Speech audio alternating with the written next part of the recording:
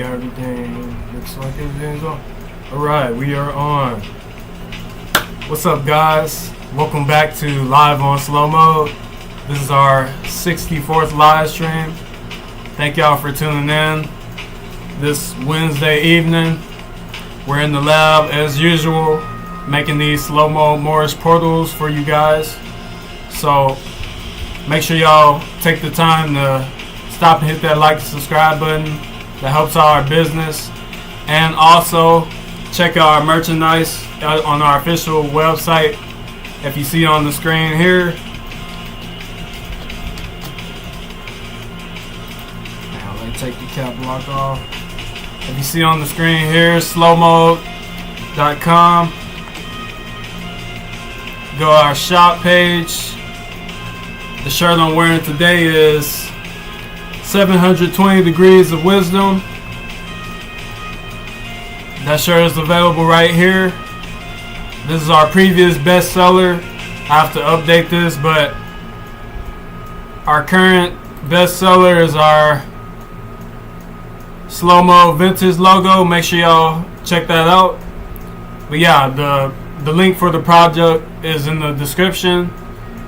So make sure you check that out on both our official website and our Etsy page. So the topic of today is going to be hidden African Moorish history of so-called quote-unquote black people in Europe. We're going to break down some of the hidden history of the so-called black people in Europe by providing evidence. As you can see, we got the references already popped up. And I want to mention a few statements for those of you that are currently watching. If you have been following me for a while or a long time, or however long you've been knowing Maurice Kennard, CEO of SLOWMOED LLC, I wanted you all to know that we could have gotten to this point faster if you all would have listened when I was telling you face to face. We could have gotten to this point faster with your assistance, and it's quite unfortunate that when my words were being spoken to you, it went into your ears and out the other. So I just want to let that be known to those of you that are watching currently and in the future. We could have saved more lives if you would have just taken the time to just listen with our slow-moed moorishscience. And you know, it is what it is. It's unfortunate that the cards have to play out like that, that you can contribute to humanity like I've been doing, but hopefully you can reflect. So we're going to start off with the Negro rulers of Scotland and the British Isles. Let me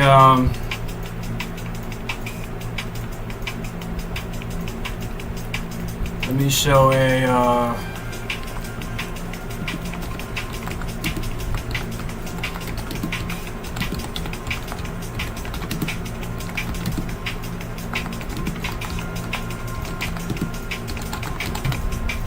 okay, so this is the image we're going to be reading a little bit out of this book. We're going to be starting with this book on the screen. I can't show the book currently, but yeah, as you can see, this is the front or the beginning of the book. This is impromptu, so I don't have a list around me like usual. Some things that I want to start off with. Let me add some more to the statements. So, in the past, before I got as much knowledge on African Moorish history as I do currently in the present time, the year 2026, I had people in the past tell me, ignorant people, dumb people, tell me that secret societies didn't exist, and Freemasons didn't exist and night orders didn't exist, and oh, it's not that important. I had people in the past tell me these things without doing any research, without reading any books, just basically slander. Calling everything that I said conspiracy theories, while providing no evidence, not doing any research themselves, just remaining ignorant. And basically, I'm gonna basically show not from words just simply from myself, but from scholars that have dedicated their lives to this research and went all around the world and traveled all the world and got their academic degrees in order to study these things. So without further ado, let's get into it. I don't exactly know the exact pages, so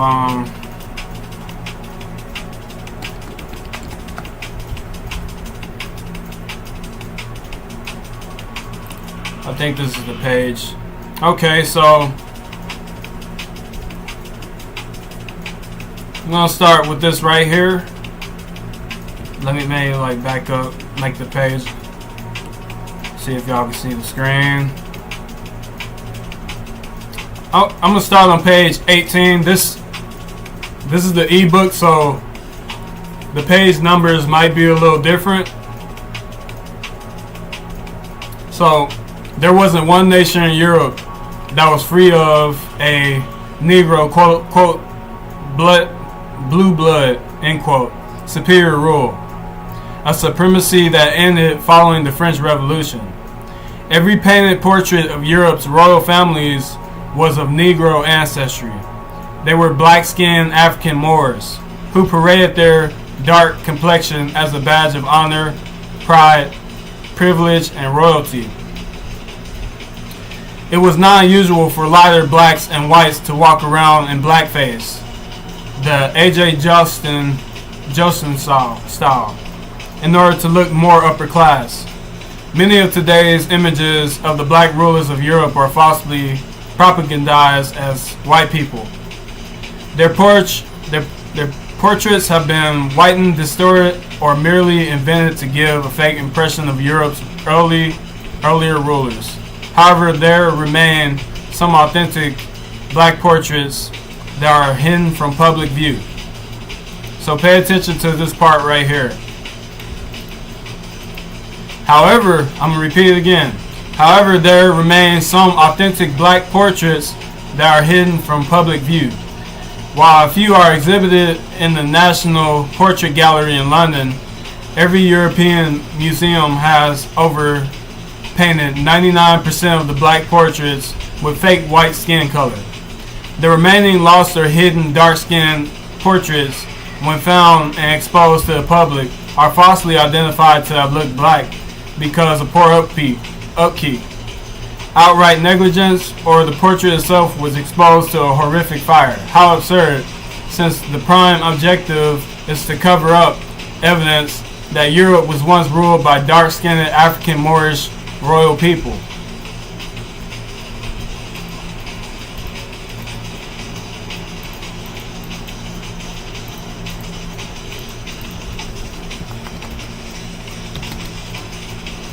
So this has been going on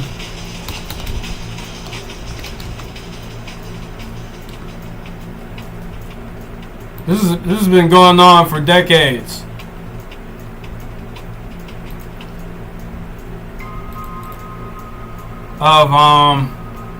So if you see here, we're gonna go to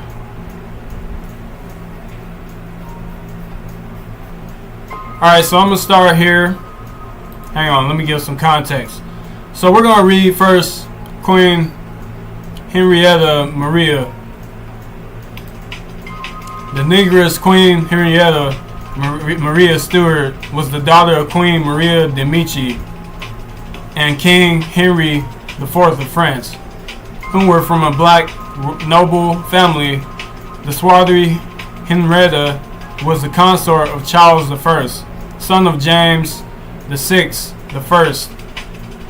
So if we go here to this asterisk down here, it says the National Portrait Gallery has a few black paintings of a very black-skinned Henrietta and her swarthy complexioned husband Charles I, who was the grandson of the dark-skinned Mary of Scots. It was following the French Revolution, by which untold numbers of black portraits were often painted with pale brown paint. Today's portraits of Henrietta Maria has been whitened. This also holds true with her brother Louis XIII, the father of the, quote, Sun King, end quote, Louis XIV. They were very dark like other Medicis of the African descent. So if we go to 59, it says here, many black portraits are secretly auctioned by people of wealth and then stored out of sight. This act is also practiced as the Masons, Illuminati, etc. Egmont Godfried erred when he claimed Henry V to describe his son Louis III as swarthy and fat as the Medicis. It was Henry IV, not Henry V. Now here's the website. Lives of the early Medici. The Medicis, who were blood related to the Stuarts, are described as swarthy, dark, and black. Rose, 1910, page 144, 191. Louis XIII, the Just. Henry IV called his son Louis XIII dark and fat like the Medicis. Moot, 1989, page 29, and here's the website. Okay. So this is a PhD that wrote this book, Dr. John L. Johnson, and Dr. John L. Johnson also served in the military and traveled the world. A veteran that has 2 Purple Hearts in the military. So that was just one of our references. Now we're going to show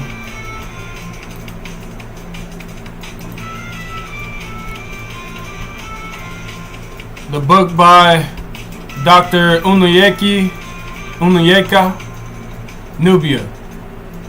Blackamoors, Africans in Tudor England, their present status and origins.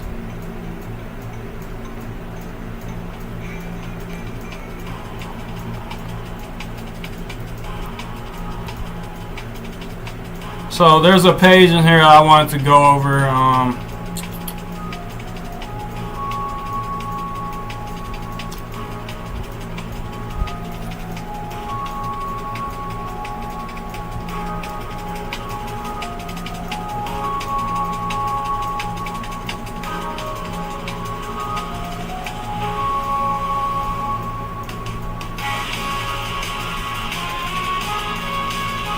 Okay, so we're going to read a little bit of this. So it says here on introduction, page 17. There are a few other. Oh, let me zoom in so y'all can see. There are a few other historians who share the views I have just outlined, but their research is about the status and origins of Africans in the 16th century, continental Europe. These historians, who are African American and African Caribbean, often have their research ignored by the English historians who I have mentioned earlier. This may be because these historians from the African diaspora are perceived as lacking evidence for their theories, or they are accused of falsifying history. However, I find many of these historians' conclusions are supported by evidence, and I suggest that sometimes their work is being treated with indifference for other reasons.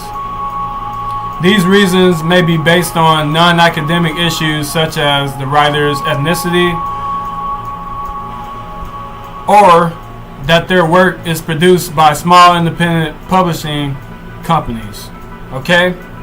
So,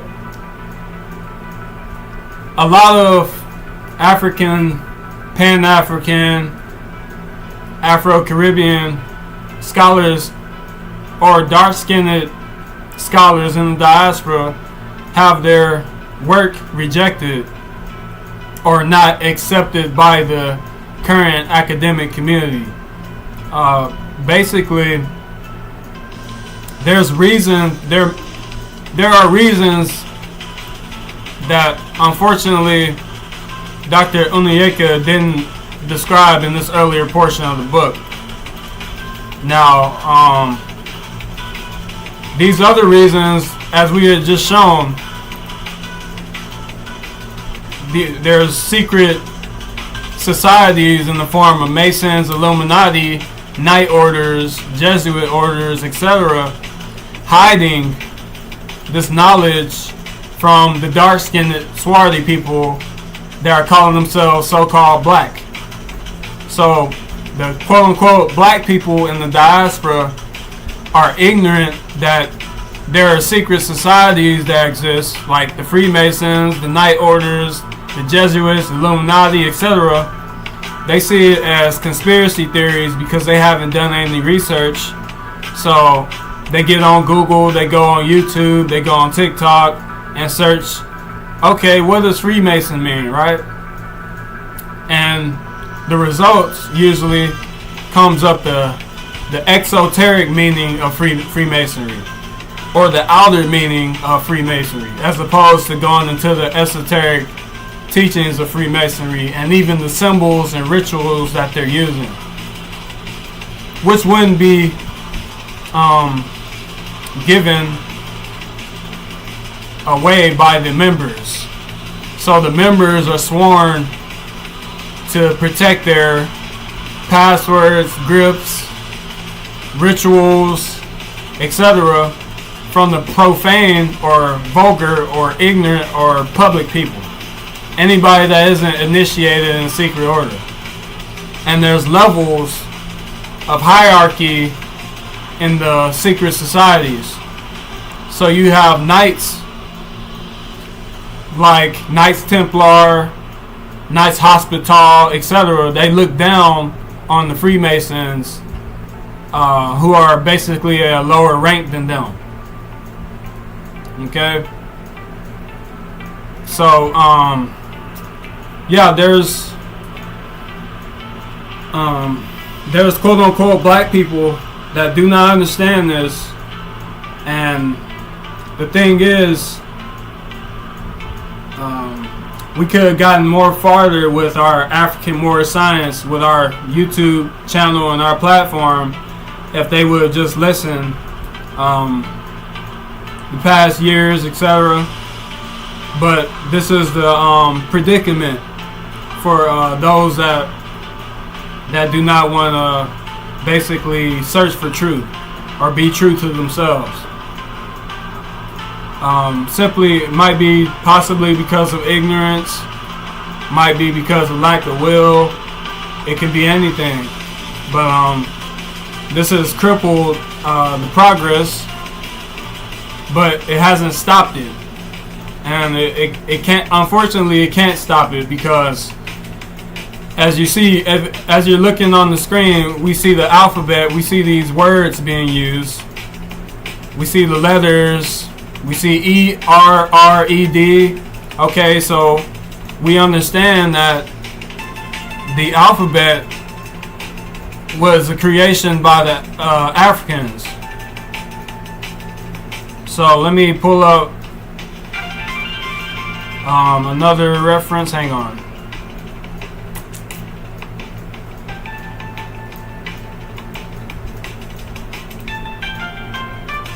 Let's pull up another reference for you guys. Bear with me one moment.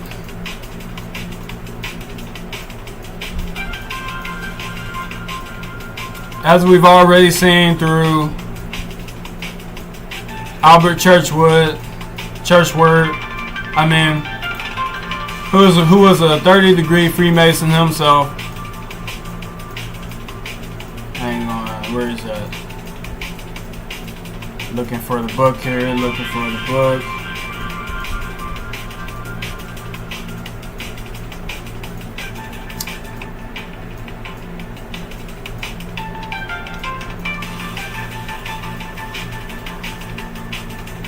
I don't see it on here. Hang on.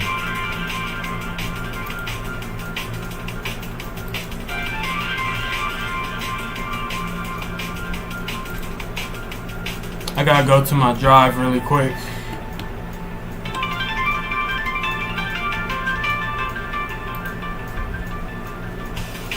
Well, actually, I really just pull it up really quickly.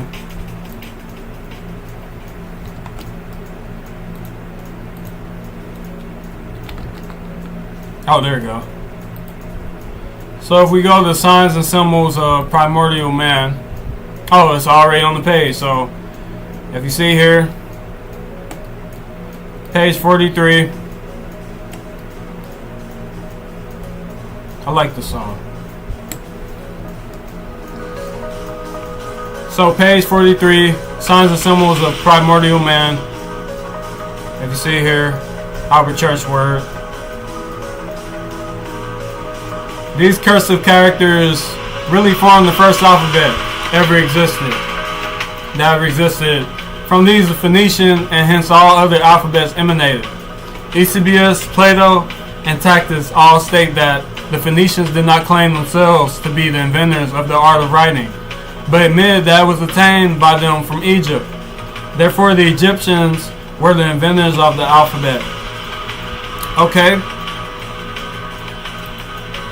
So this is a part of the history that's covered up or hidden of the dark-skinned, swarthy people in Europe.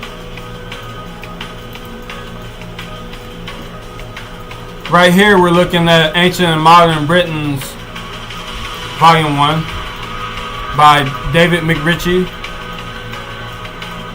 I wonder if it's going to show the title.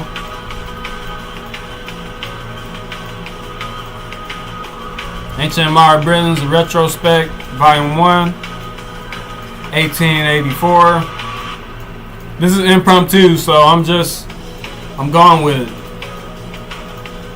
There's a point that I wanted to connect, but I think I need to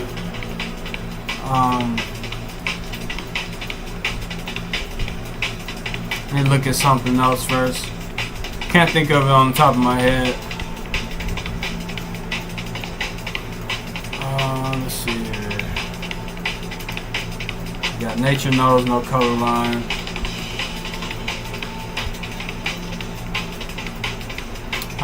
You know what? I will just go to my Facebook really quickly. Our Facebook. Oh yeah, make sure y'all follow our official Facebook account. Let me pull that up shortly.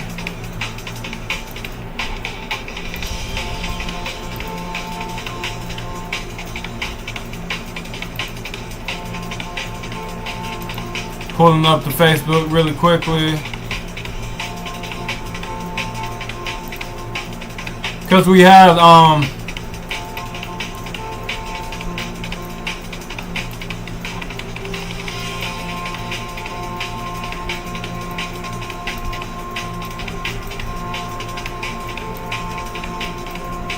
so this is our official Facebook page, SLOWMOED.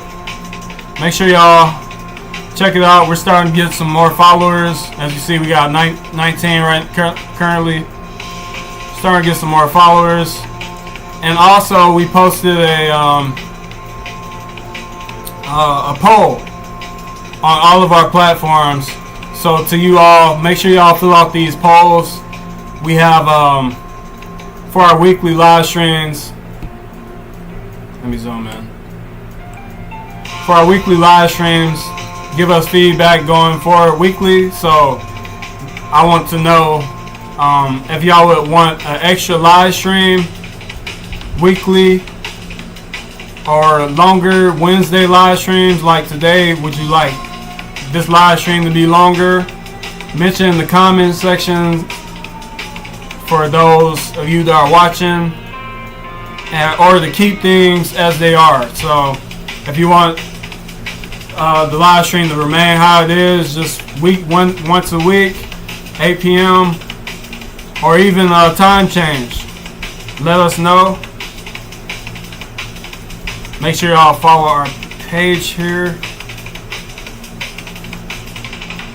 But there was an anti-Moorish, anti-African Moorish commenter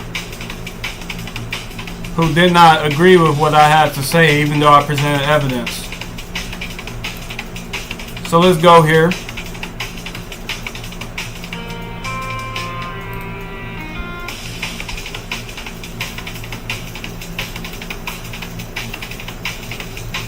So we have this guy.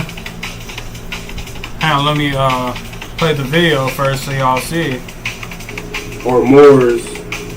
So in this book, blackamoors, Africans, including England, their present status and origin. He goes over the dark-skinned people, or Moors, in England that were recorded through marriage records to be Moors through marriage throughout the past, I believe 4 or 5 centuries. Marriage records of so-called Black history. So you see here, this tension exists to some extent, is inevitable until Black history, and particularly the study of Africans in the diaspora, is taken more seriously. So so in this book, blackamoors. So we had a commenter that didn't agree with what I had to say here, and we have a lot of people like this. So the commenter said black people were not known as gypsies, and the pigs were also white, not effing black, effing retards. So I provided to this commenter the difference between me and you is that I can show evidence and you cannot. And I provide a reference by the Negro rulers of Scotland and British Isles. If you pull up on the screen here, the commenter said that the pigs weren't black. So, as you see, the Negro rulers of Scotland and British Isles. Not sure which page this is, but the Cambridge Ancient History, Volume 2, page 34, 1926 says, quote, "The ancient Picts of Scotland is said to be the ancestor of the small black race in Scotland," end quote. Margaret Murray, in her book called, quote, "The God of the Witches," end quote, mentions the dark-skinned Picts, 1933. Lloyd Lane, in his book called, quote, "The Picts and the Scots," end quote, Pygmies, page 1, 1993, and Scar Eliv, quote, "Historia Navigoius," end quote, speaks of an ancient dark complexioned pygmy people of Scotland. So this conversation continued on because whoever this guy is, he has a point to try and prove that the pigs weren't dark skinned. So, and continues to provide no scholarly references besides Google. So he says, "Laugh my ass off. Not at any point in history has any Negro rulers ruled Scotland. FS is way too cold for you MFs. Your skin would be cracked up that much you look like a giant scab.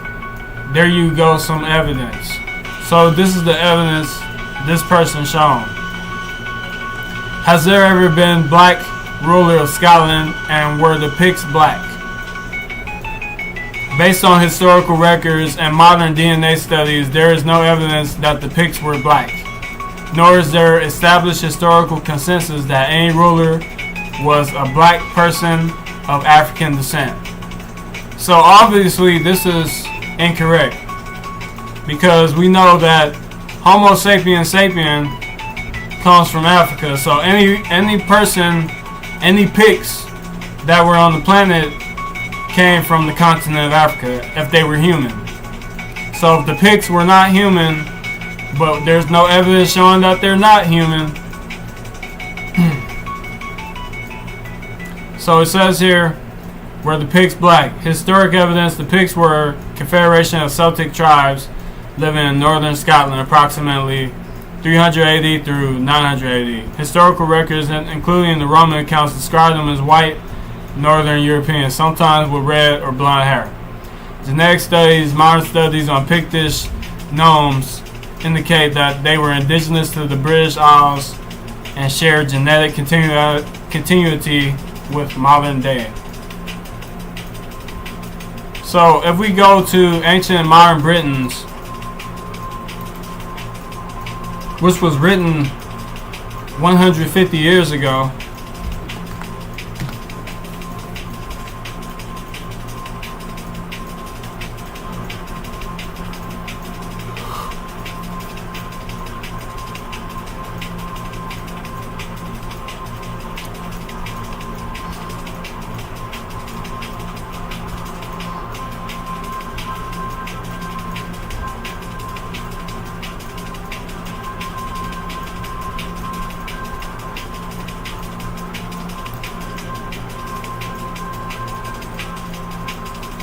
so this is page 116. We're going to start at the beginning of this paragraph. What may be called genealogical evidence of the existence of black-skinned races existing in Scotland within historic times has already been adduced in considering the, quote, Moors, end quote. And it is difficult to decide whether the examples given ought to be styled Picts, so-called, or Danes, because both were, quote, Picts, end quote, and contemporaries. And the very district which still bears the name of the ancient, quote, Mauri, end quote, men, was also the very,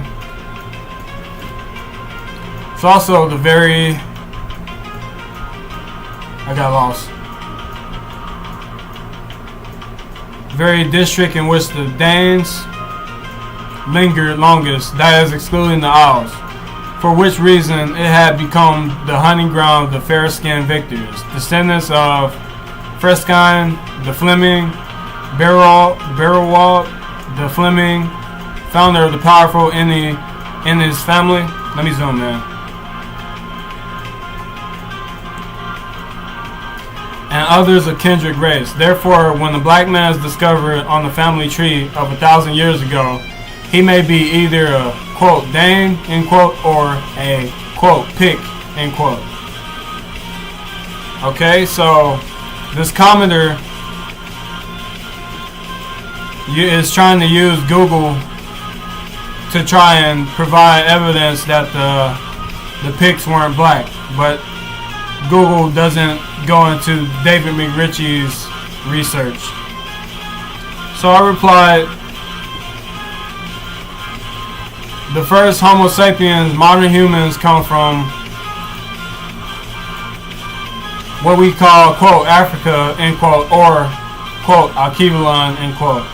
Buval and Brophy, 2011. Imhotep, 2011. Johnson, 2020. Robinson et al., 1987. And Sertaba, 1985. And here are the books that I provided. Black Genesis, Prehistoric Origins of Ancient Egypt by Robert Buval and Thomas Brophy, PhD. Dr. David Imhotep, rest in peace. The first Americans were Africans.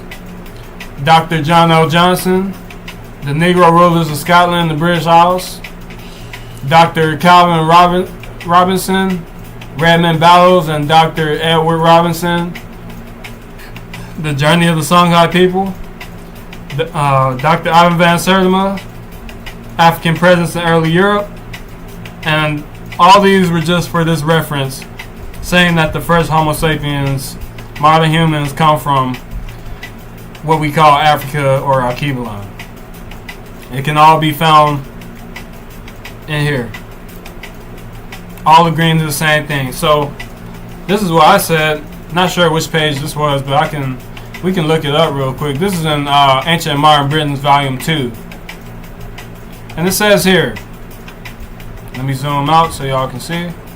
Okay, so it says here, and if these outlawed nobles were the descendants of any of the earlier Mauri, or, quote, blackamoors, end quote, of Scotland, or of the later, quote, black foreigners, end quote, as were the Galloway Earls just referred to, and as were innumerable other clans of the race of, quote, dub of the 3 black divisions, end quote, then these coteries of marauding, quote, kings, end quote, and, quote, dukes, end quote, were in every detail the people whom writers generally speak of as, quote, gypsies, end quote.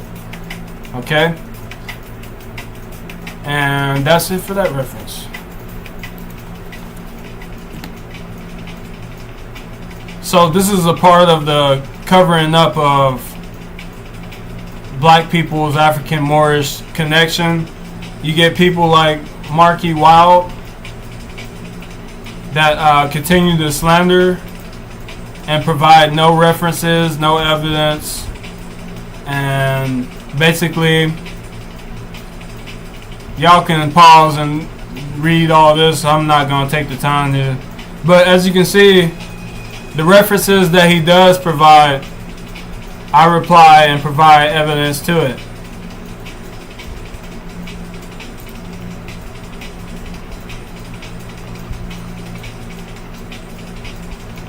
Alright, so all comments are shown.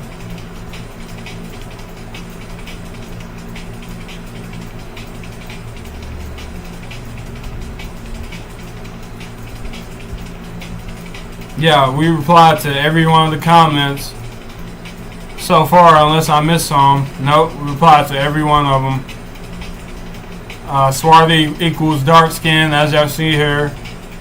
Look, swarthy, not black. Okay, we understand that black is an adjective, and swarthy means dark skin, which I just simply said down here. As you can see, the people on this image, you see they're dark skinned, swarthy, copper colored, dusky, whatever you want to call it. These are more pale colored, but they're still considered Moors, tawny Moors, due to their tan complexion, or white Moors, as they're called. So they're still Moors. And I thought I had brought the book in here. But let me be right back really quickly. One brief little intermission.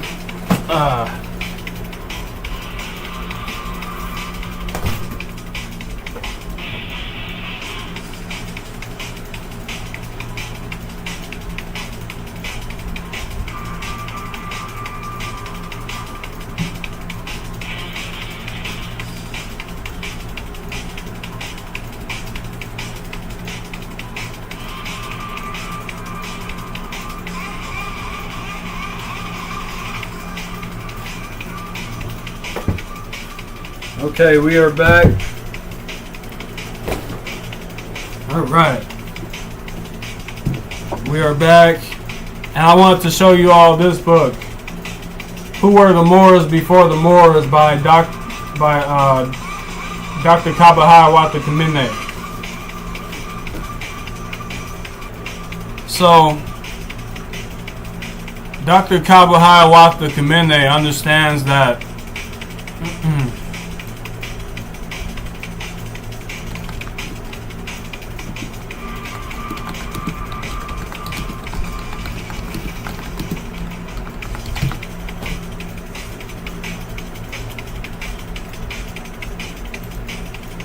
in his book recently released last year in August, I believe.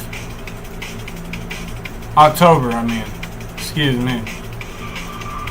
So in Kabahai Wata Kamene's book, Who Were the Moors Before the Moors, basically have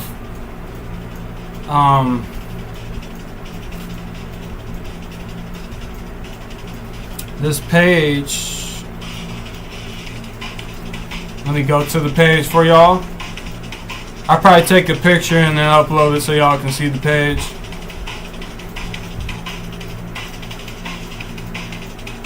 Okay, so it's in chapter 2. I'm going to take a picture and upload it on the screen. Just give me one moment. Got a whole bunch of books right here. Not many, but got some of them.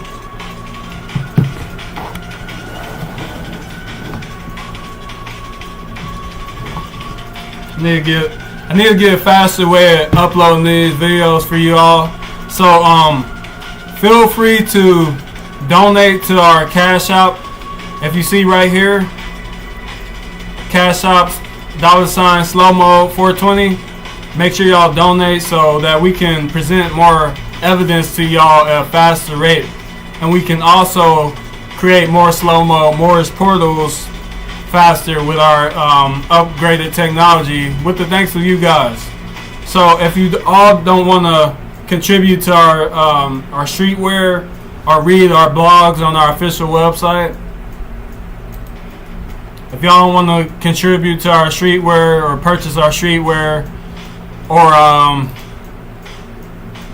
read our blog, various blogs going over African Moorish history, African Moorish knowledge and wisdom, and our clothing as well, then y'all can donate to our slow-moed Cash App. I recently put up this Cash App. Recently, I haven't had it for that long, so any donation is helpful. This information is very difficult to come by. As I stated earlier, it took a long time to get to this point, and I had to go through a lot of hard work in order to weed out nonsense and tomfoolery in order to get to the truth. So we're making moves that have never been done before in history, and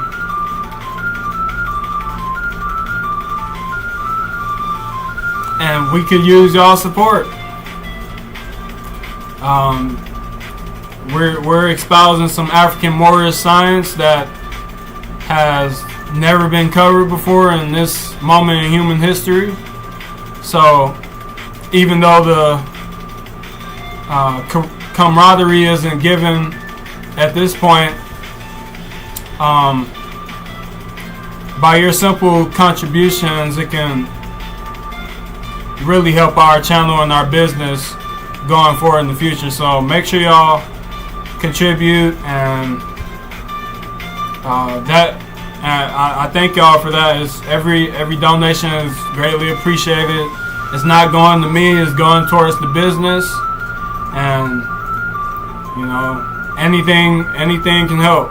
So let us get back to this. Let me get to uploading. Oh crap, my phone is dead. Oh no. Both of my phones. Both of them are dead. Oh man, that's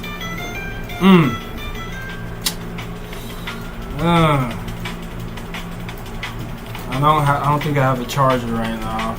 Let me try to see if I can charge my phone real quick, just so I can get this one picture.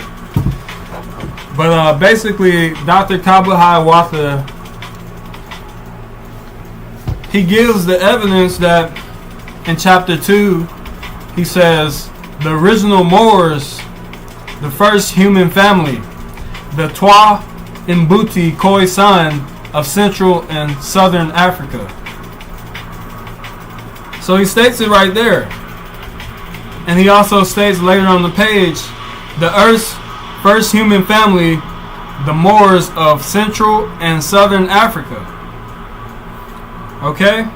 So he says here, to fully understand who the Moors were before they were called Moors, we must rescue, research, and restore the role that humanity's original Moorish people, the Twa Mbuti Khoisan people of Central and South Africa, played in the early development of African philosophy, science, and art.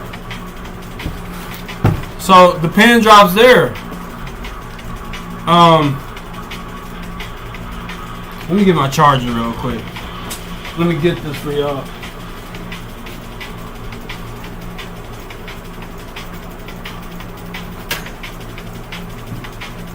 Gotta get this for y'all, because this is some groundbreaking information.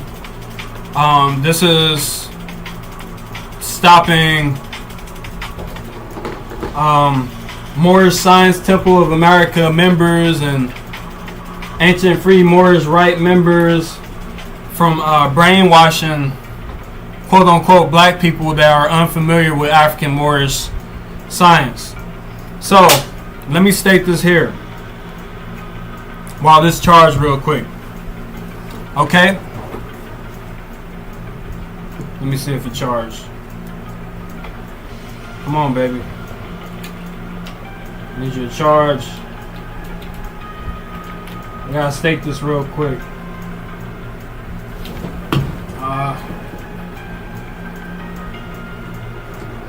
I'm sorry. I apologize for the inconvenience. Doing my best.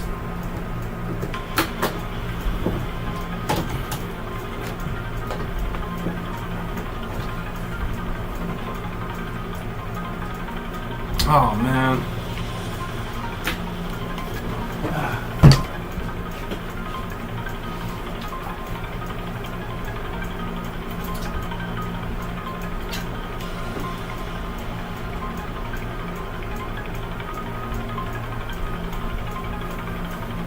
Okay, I'm gonna let this charge for a moment.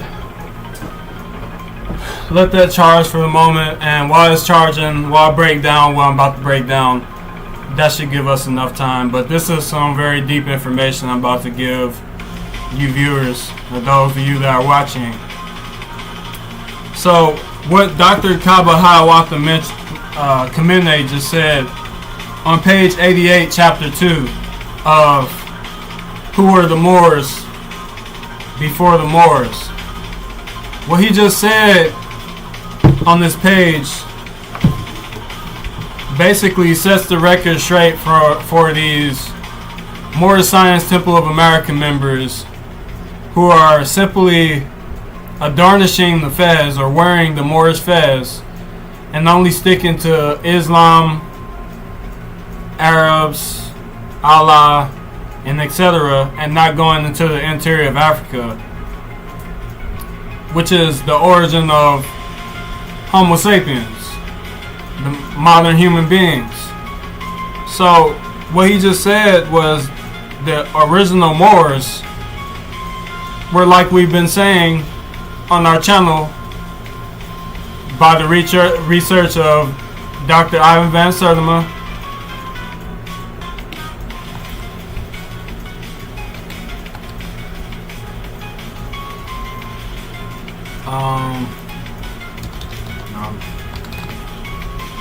Dr. Ivan Van Sertima, Golden Age of the Moors.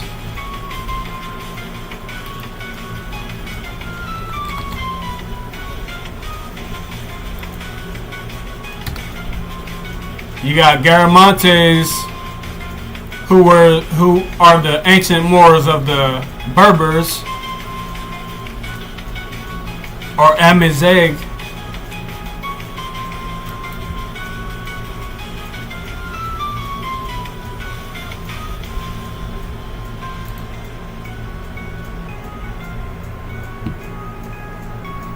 So on page 5, we already went over this.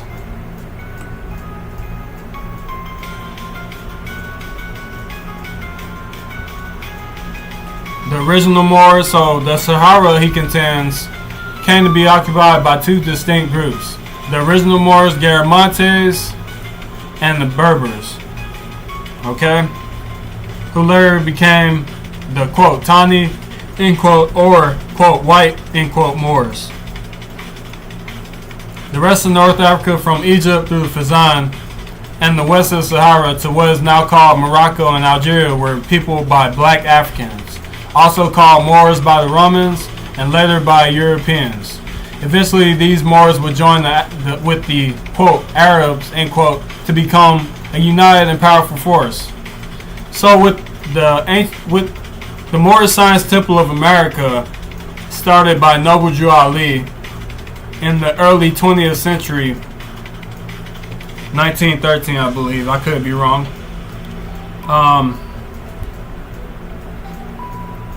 Dr. Kabahaya Wata Kamene is basically saying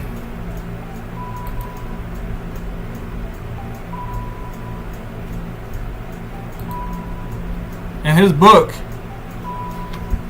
that the Twa and Mbuti Khoisan of Central and Southern Africa are the Moors, the original Moors, before the Moorish Science Temple of America. So you have the Moorish Science Temple of America members, especially in Noble Drew Ali's 101 questions. Hang on. Let's see if we can find that.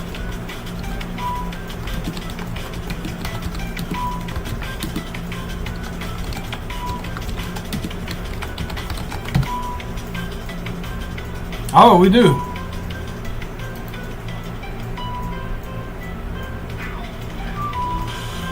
So the 101 questions by Noble Drew Ali. Let's see here. I'm not even sure if this is the correct book, but if you see here, okay, look, I want y'all to pay attention. Now, this may not be I'm not sure if this is the original book, but we're gonna look at these. So 101 Quran questions for Moorish children. I wish I could zoom in a little bit more. So it says 1. Who made you?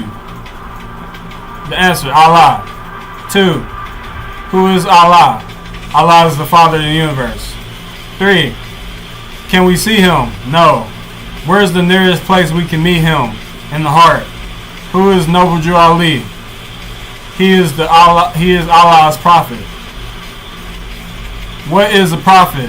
A prophet is a thought of Allah manifested in the flesh. What is the duty of a prophet? To save nations from the wrath of Allah.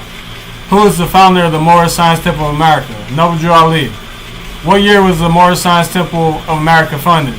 1913 AD. So, alright, so I was right. Where? Newark, New Jersey.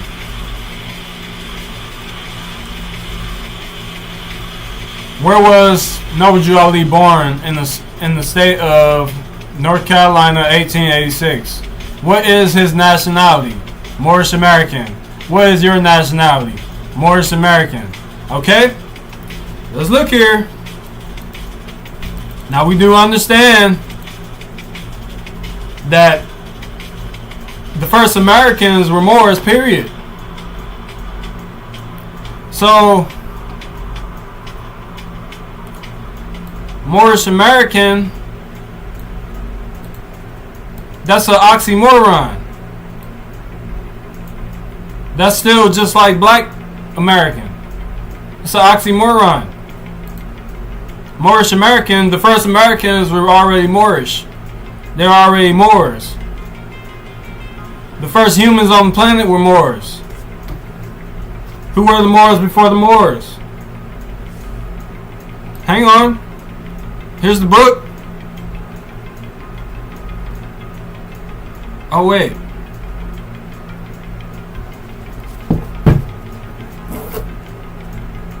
So, you got members in the Moorish Science Temple of America not connecting quote-unquote black people with the Africans.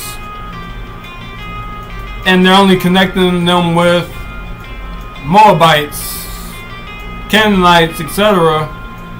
And before there was religion, there were Moors or dark-skinned Africans were the first humans on the planet.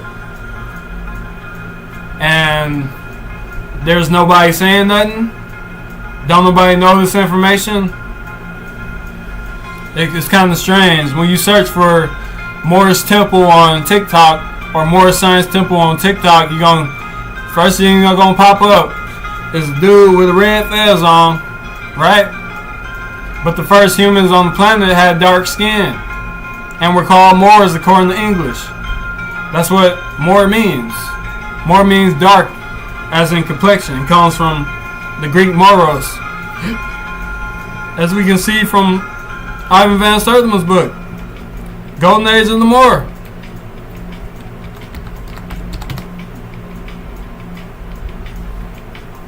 I might have to retype this again.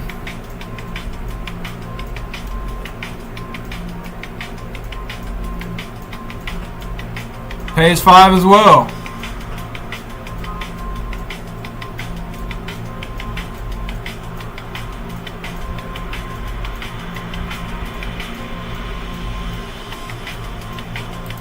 So look here, we got Greek philosophers even saying, look on page 141 of Golden Age of the Moor. You see here, Golden Age of the Moor.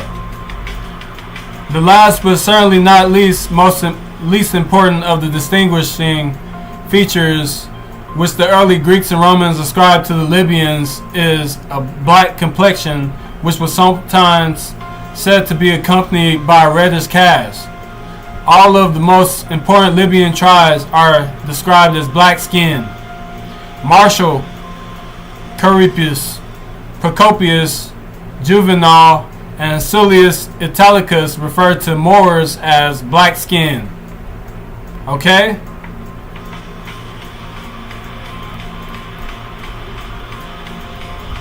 So y'all see the book here. This is who were the Moors before the Moors. And I'm about to take a picture and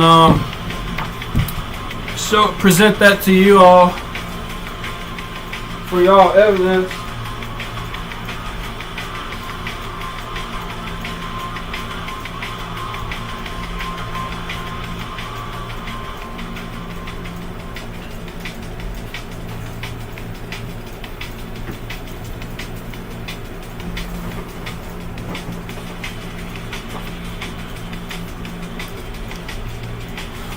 We have to set the record straight, because without knowing this knowledge, people could have been trapped, just like the various secret societies that have to take an oath and swear to not reveal their secrets or passwords to the profane or public people or the uninitiated.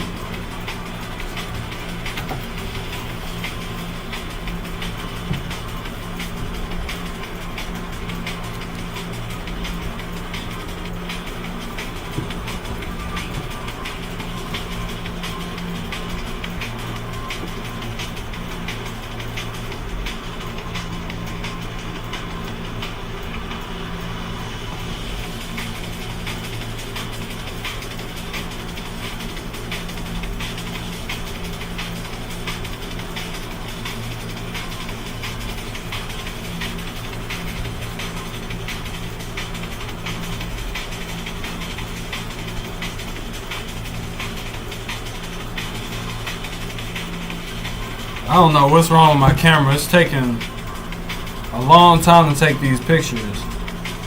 I gotta do something about that. I'm losing like 1% trying to send these. Hang on. We're currently about to upload these two photos, excuse me, of these pages, these two pages from Who Were the Moors Before the Moors.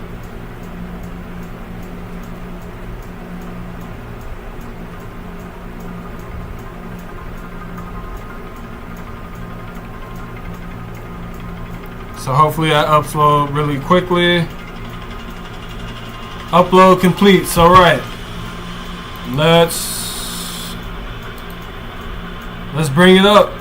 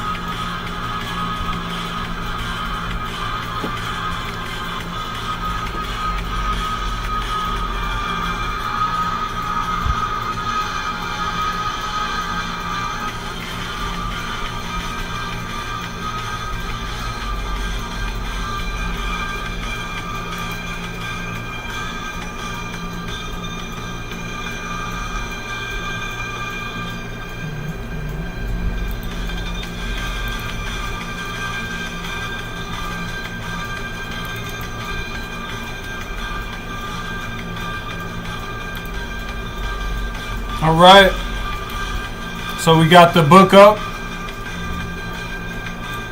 Hang on. Let's get this right. So we're about to look at this book right here. Page 88.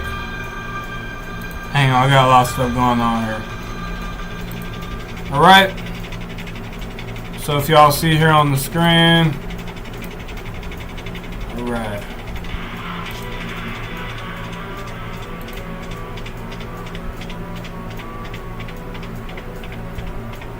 I want to switch these.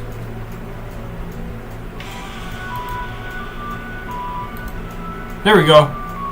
Alright. So get that in the screen. So if you see here, this page 88, hang on.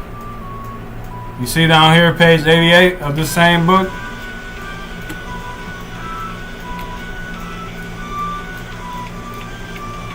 I wish it could like zoom in or scroll or something.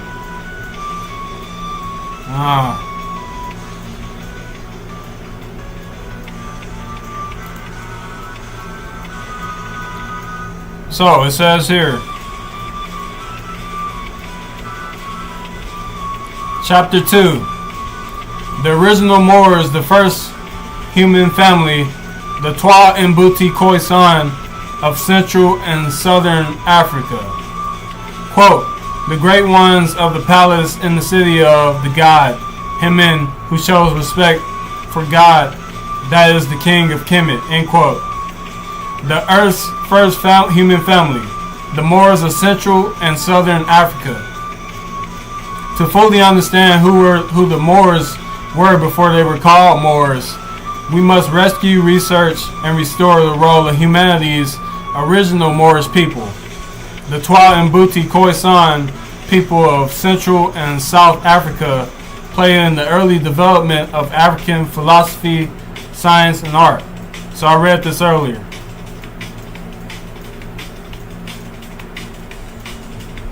So we all know humanity originated in Africa, migrating out of Africa. We know that. But it's unfortunate that if we look at the 101 questions for Moorish children, you see here these questions and answers. Who made you Allah? Who made you Allah? Who is Allah, the Father of the universe? And where is the nearest place we can find him in the heart? These questions are similar to Masonic rituals and Masonic teachings.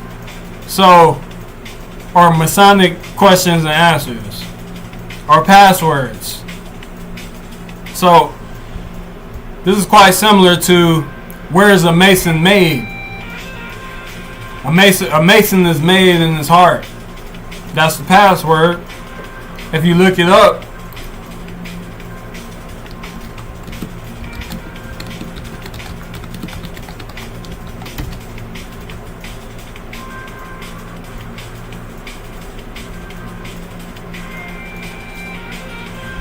Okay, so Google won't give us that answer, so let's go to expose of this book right here. Morgan's Expose of Freemasonry. I believe this book was written by Kraft, George R. Crafts. Reprint of William Morgan, what he wrote. Okay, so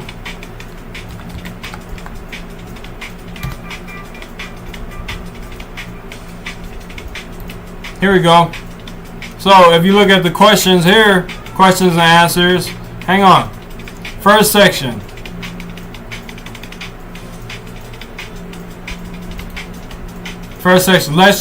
Lecture on the first degree of Masonry. Okay? So you got all these various questions and answers, right? So if you see here, you see it on the screen.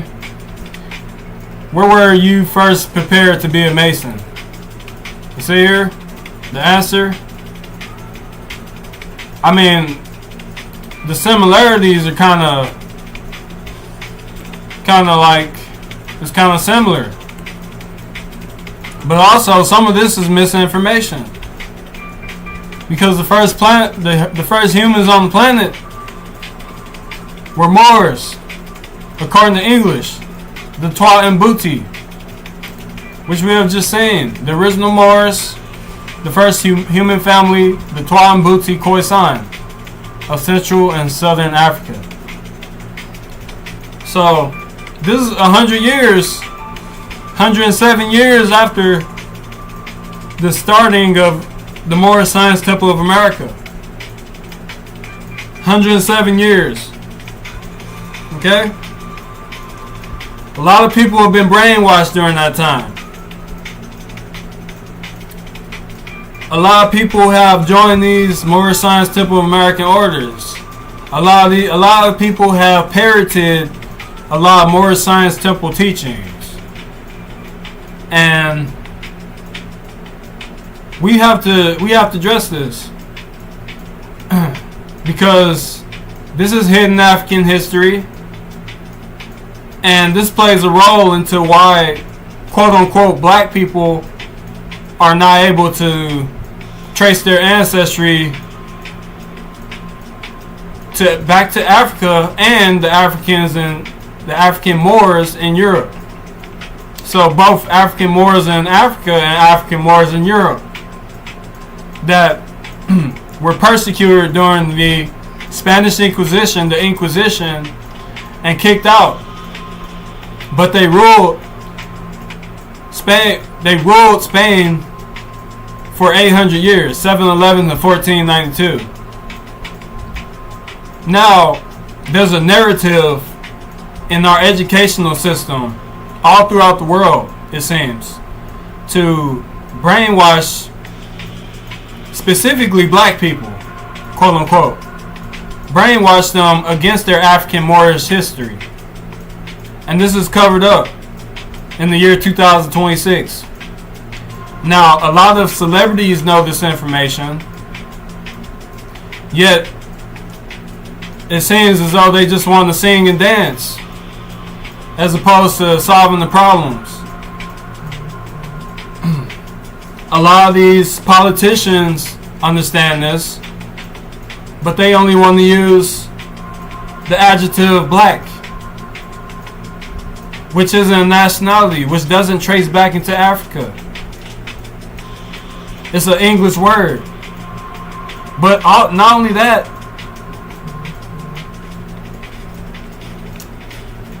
these politicians, these quote-unquote world leaders, don't want to let the quote-unquote black people in the diaspora know that the Africans created the alphabet.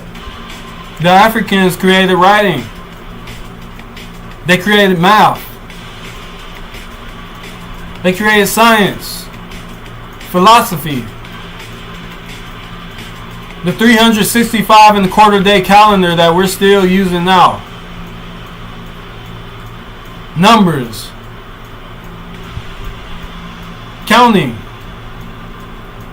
the cardinal directions.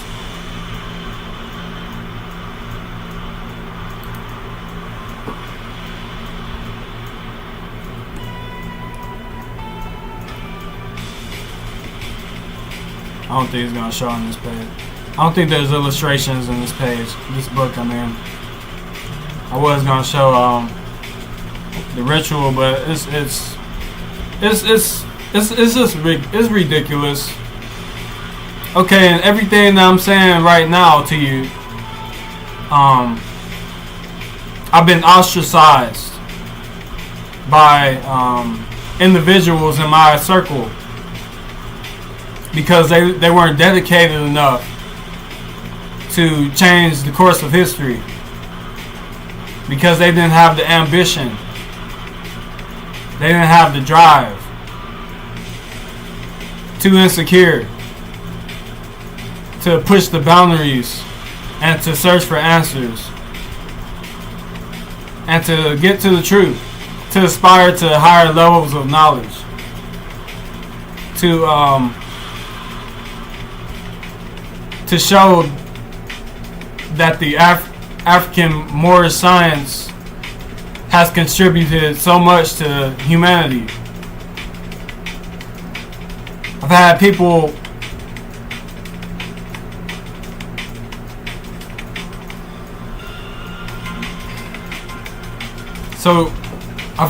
say that, oh, Freemasons are conspiracy theory and Illuminati doesn't exist and conspiracy theory and all this nonsense. You know, people died during that time.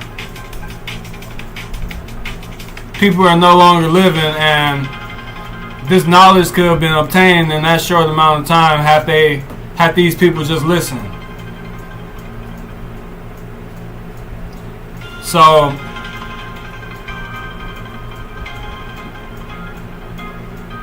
and this is the ignorance that resulted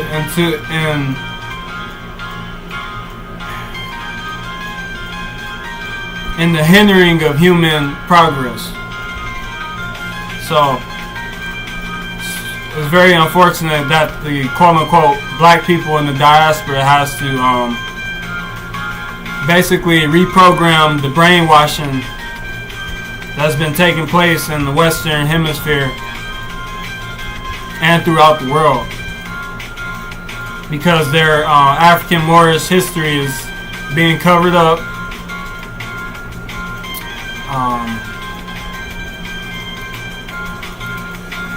You have European, Eurocentric scholars that have other reasons of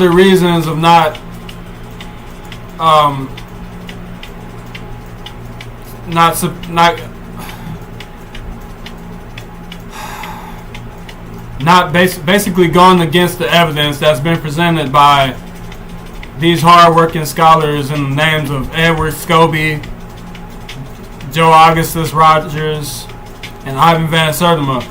You have all these different promoters, these different influencers, different celebrities, different politicians, world leaders, etc. Basically hiding this information. And he even shows later on throughout this book, this is blackamoors of Tudor. Hang on. This is blackamoors, Africans in Tudor England, their present status and origins, by Dr. Onyeka Nubia, a British scholar.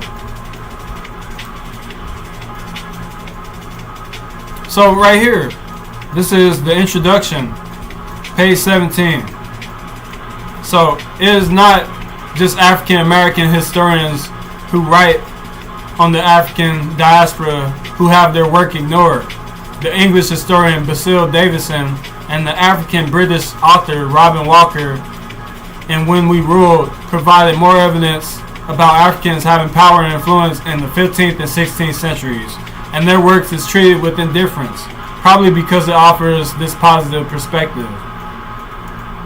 So the works are ignored, and they're purposely ignored because there are secret societies that exist to prevent this knowledge from being understood to the uninitiated.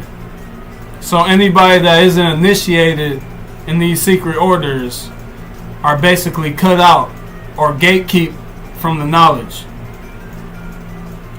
And it's quite unfortunate. And these secret orders are using the very science of the Africans and disguising it as theirs.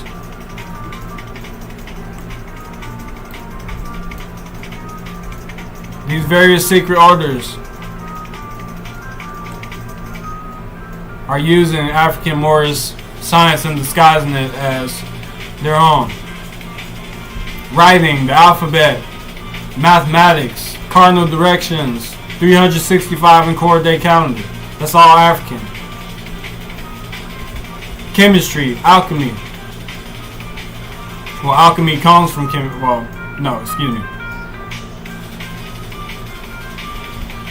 chemistry was before alchemy. Comes from Kemet. If we go to, African Kemetic worldview. Let me get that reference for you all.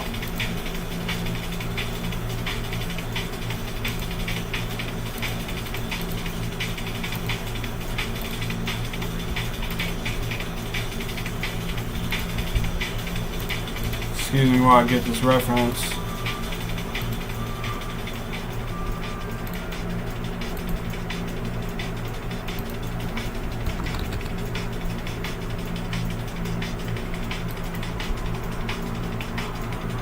Let me see, I got my highlights in here.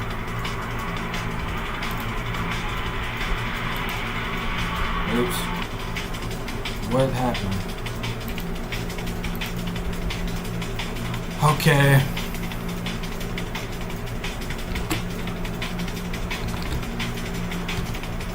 That's probably through all through them, but should be somewhere in here.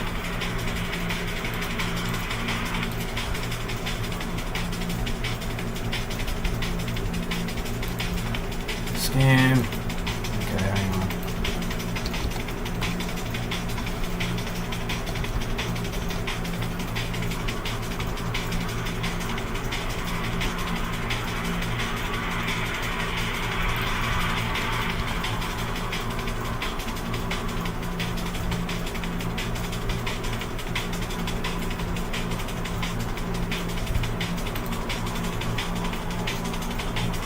This could be the wrong book, actually.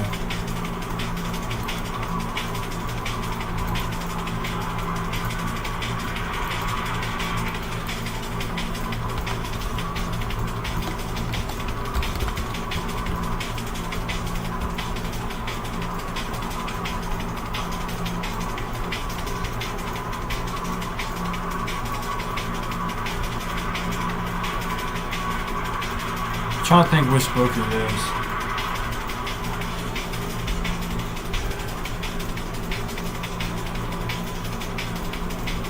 Count. Shamar Brands.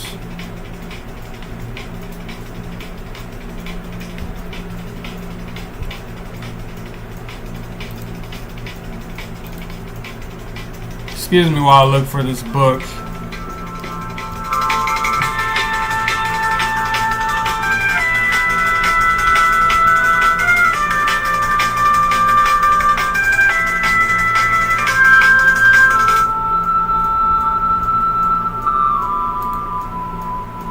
So many books, hang on.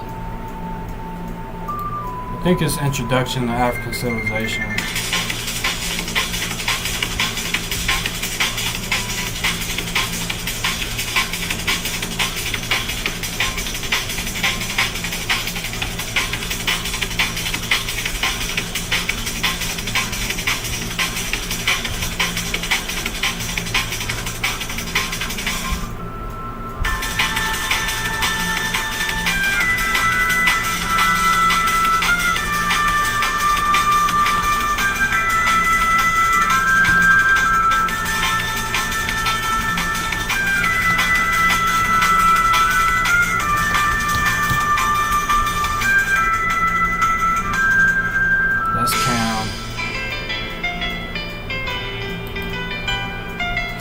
not this book.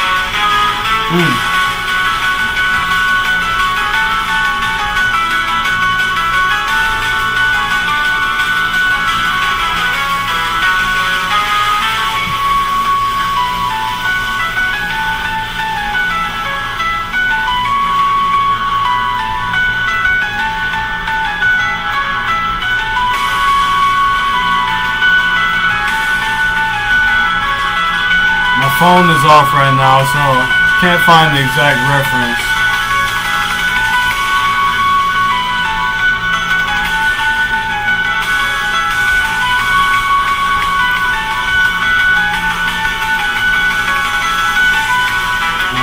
Let's see.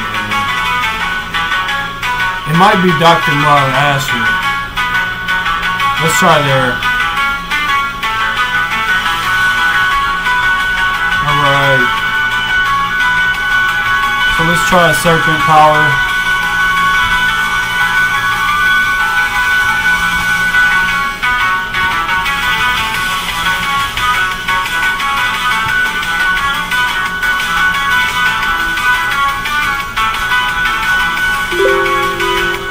Not that one.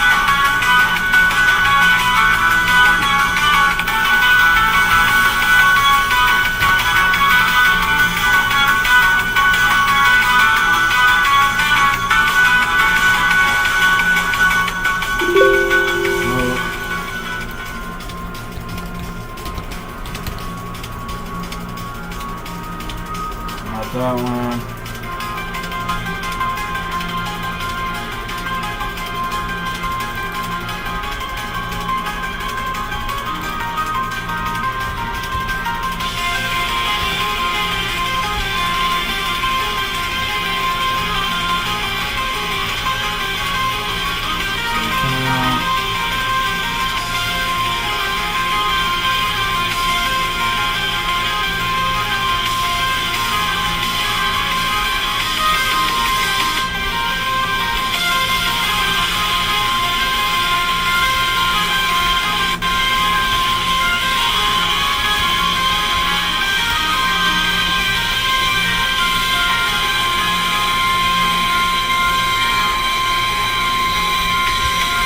Stone Lacy.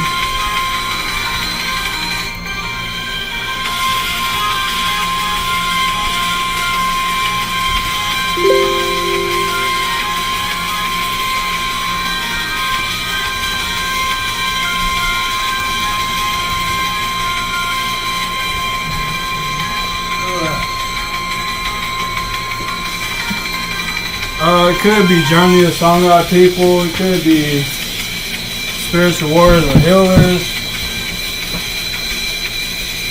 Let's look at both these. Alright.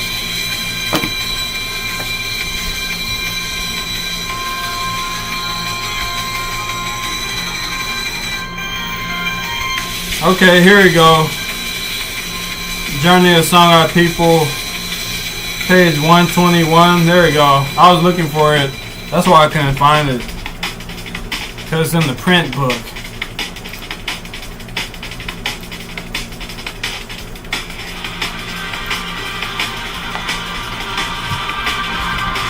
Okay, so you have alchemy that came out of Europe, right? My phone is almost dead. I hope I can take this picture. Please let me send it, please. Come on, make it on time. Damn it, pressed the wrong button. Come on, make no time, make no time, make no time. No! Almost had it. Dang. Okay. Well, I want to show y'all on the screen. But we got here The Journey Sung by People by Calvin Robinson, Redmond Bowles, and Edward Robinson. Page 121. It says here the original name of Egypt and by extension Africa was quote Kim end quote or Kemet or quote Kemet end quote, which both meant quote the blacks end quote and quote the land of the blacks end quote. Quote chemistry end quote means quote the study of the blacks end quote, which the ancient Greeks did. There we go.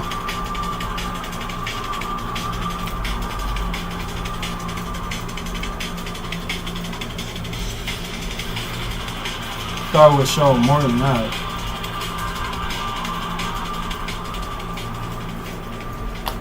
Well, that's one book.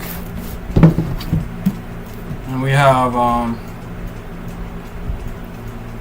we also got Dr. Richard King, Melanin, the Key to Freedom.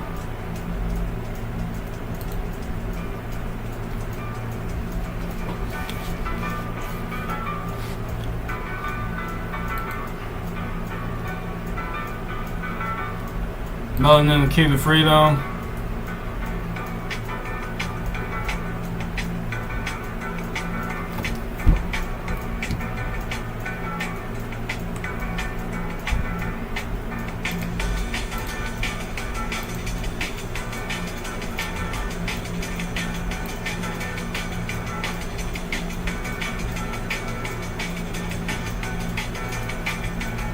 I can't search for the text on here, so I kind of gotta go through the index. I don't think this book has an index, really. He might have the definition. I'm pretty sure he'll have the definition.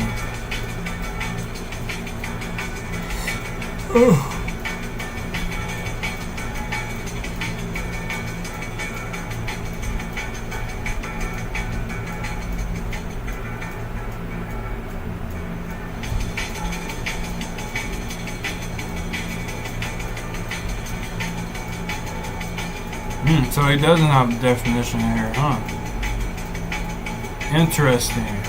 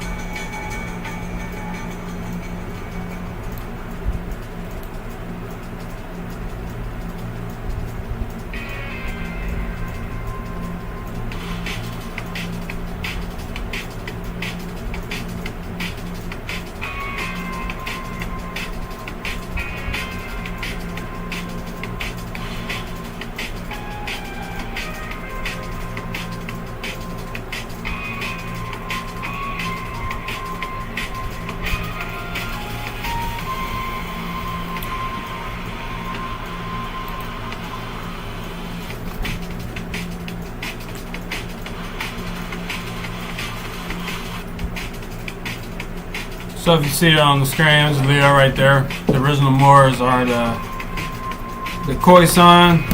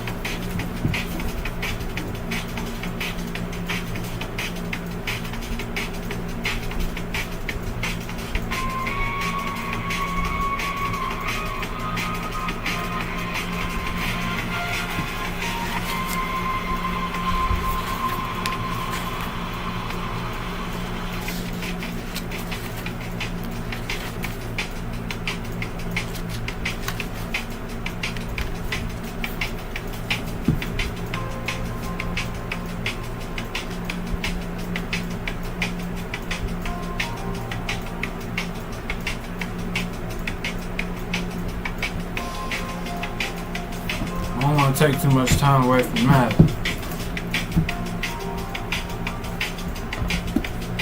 So continuing on from our with our live stream, the topic of our live stream, hidden African Moorish history.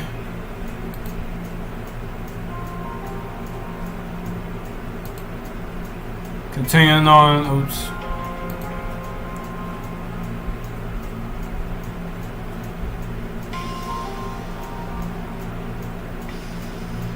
hidden African Moorish history, so-called black people in Europe. Continuing on from our lecture, we're going to talk about Stonehenge Decoded by Gerald S. Hawkins. I don't know if y'all can see that. So this is an astronomer who studied Stonehenge in 1960s. Let me see if I can pull this up. This author did not want to credit the Africans or Druids for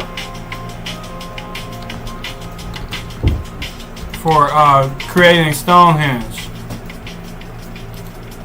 He had a very difficult time of accepting the Africans as the creators of Stonehenge. And we're going to go to a page that I thought was very humorous. Some pages that I thought were kind of humorous. It's sad that he had to discredit Africans.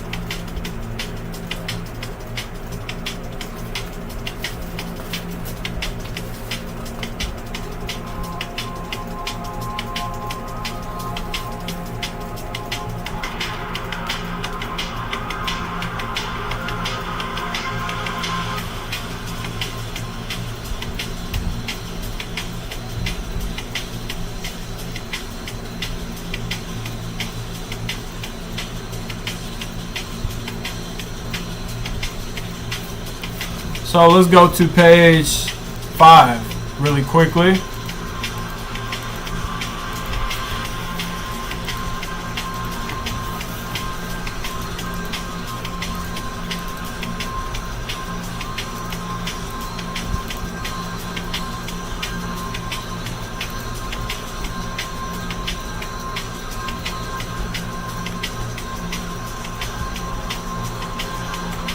So if you look here on page 5,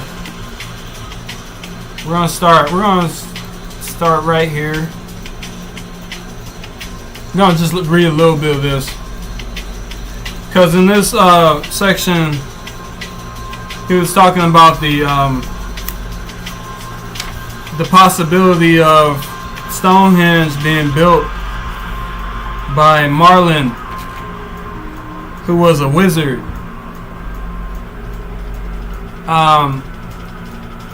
So there's controversy surrounding the origin of Stonehenge being built by Merlin, who was a druid and a wizard. So it says here, item, Godfrey's statement that the stones had come to Ireland from Africa is understandable when we remember that Africa was regarded as the home of strangeness. Man of Affairs writer Pliny declared in the 1st century AD, quote, out of Africa, always something new, end quote.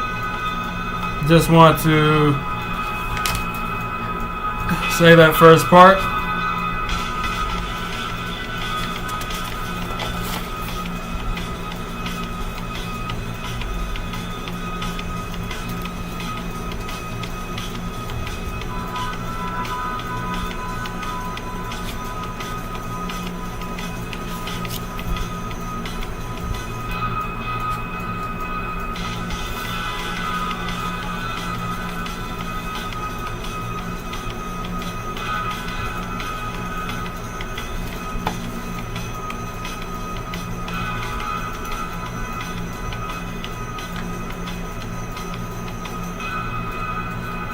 So we're going to go to page 8.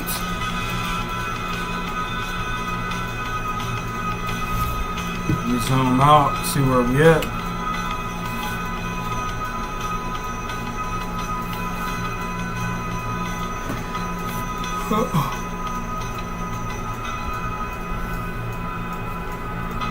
Come on, load now.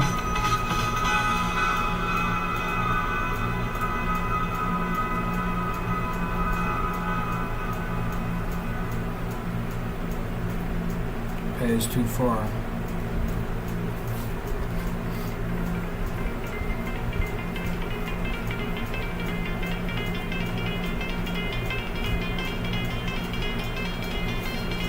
So if we look here,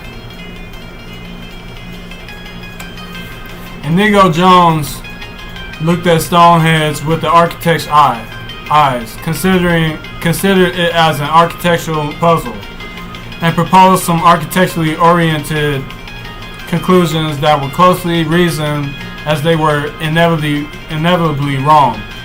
His book is a fascinating document, a perfect gold mine of perceptive observation, shrewd analysis, miscellaneous information, not all of it is erroneous, and first-rate, lore-based logic. Figure 1.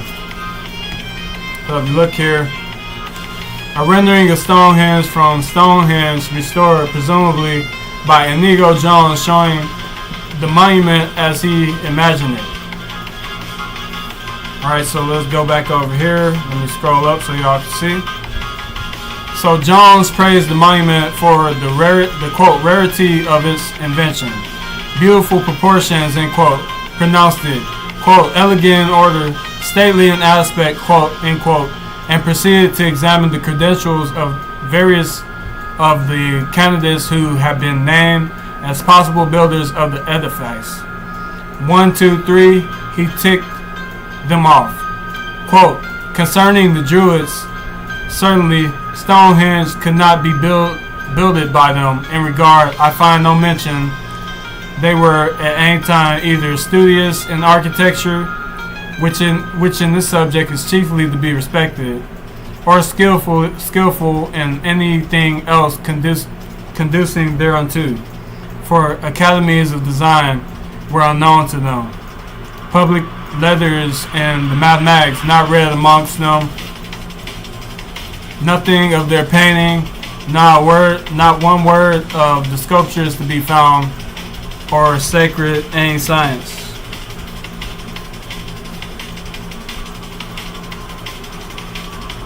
Philosophy and astronomy expected proper to form the judgment of an architect, end quote.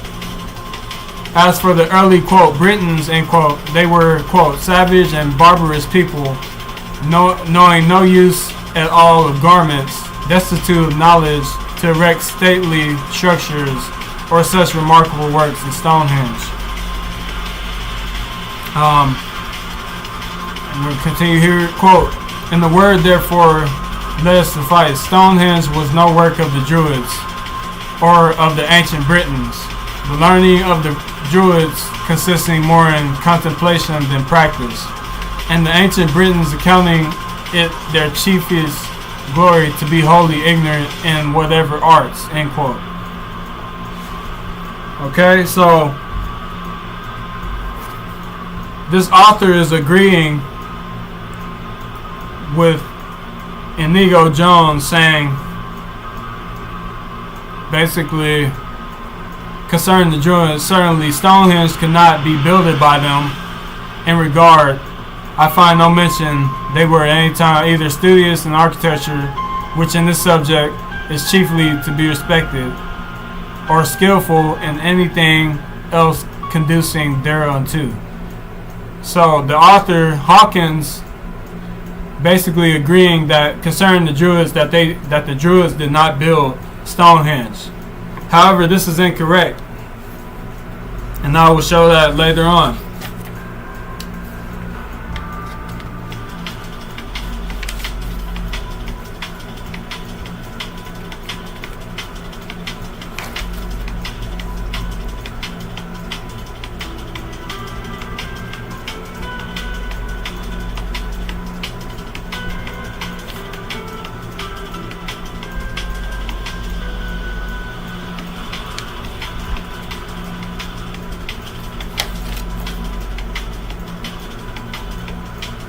So if we go to the book, if we pause and go to the book Ancient and Modern Britons, which was written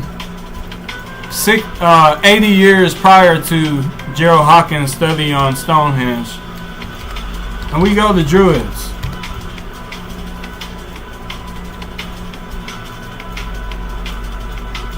And the Druids are quote unquote black people or dark skinned or Moors. The Druids are Moors.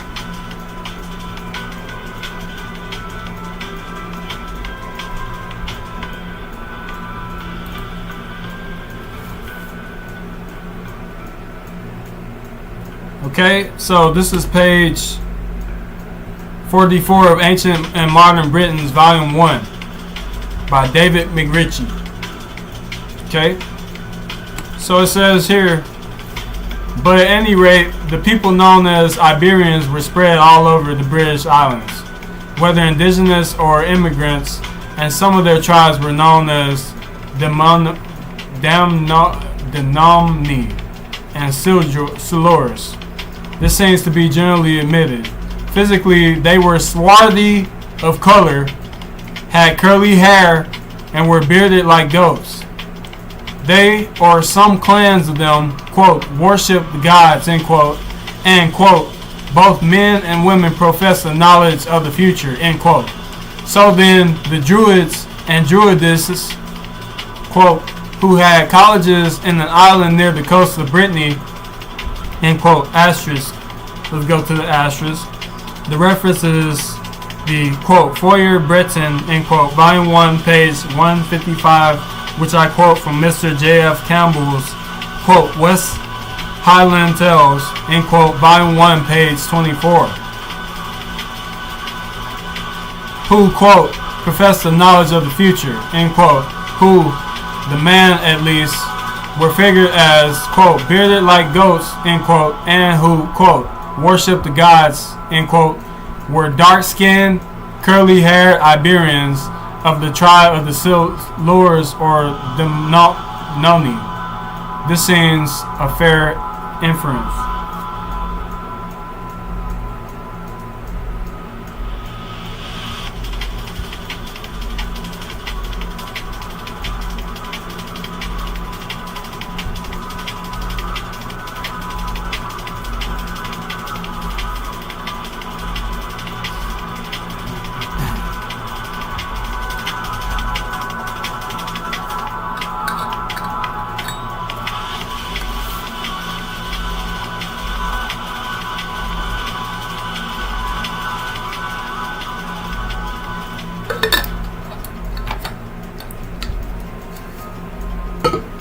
Okay, we are on page, let me scroll on, 193 of Ancient and Modern Britons, Volume 1, by David McRitchie.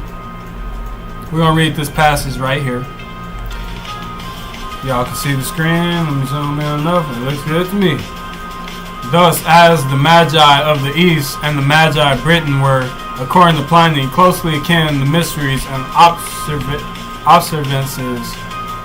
observances, so the oldest or one of the oldest languages in Britain has many words that belong to the very language of those Eastern Magi. But it has been seen that the British Magi, or Druids, from an ethnographical point of view, were gypsies, or something very like the hybrid people we now know by that name. Therefore, if the language spoken in Britain, quote, at and before the Roman conquest was exclusively Celtic, end quote, as some believe, then the Gypsy speech must be a branch of the Celtic family of language. Now, this is exactly what Mr. C.G. Leland has discovered in the case. In one instance, he has ascertained that the dialect used by the Tinkers, who, be it remembered, are only one division of the Gypsy people, and known by their kindred as the Minklers Thari or Shelta Thari, is nothing else than the Celtic tongue. though different from any other well-known varieties of that speech, wherein it differs from them, and to what extent will be seen when it and all other dialects of this neglected group of languages have been more carefully studied by scholarly men than they have yet been. If it should appear that all the gypsy dialects of Britain belong to the Celtic family, then, and then only, will the statement that the British language was, quote, exclusively Celtic, end quote, in Caesar's time to be proved to be true. In the meantime, however, let us suppose that, with the exception of the Sheltathari, the gypsy dialect, as far removed from any Celtic form of speech, that is to say, the language of the Picts, Moors, Ascarians, Druids, Gypsies, or whatever name one may use to designate the non-xenotrophic Britons of the Roman period, was vastly different from that used by the Celts.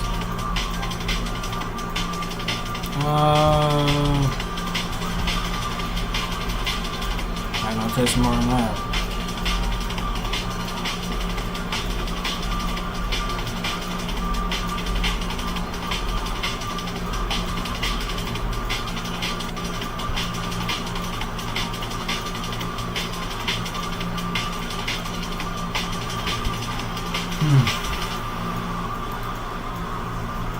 And then we have page 314.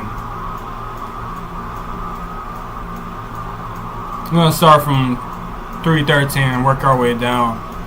The date at which, quote, Grom, end quote, lost its original significance and became a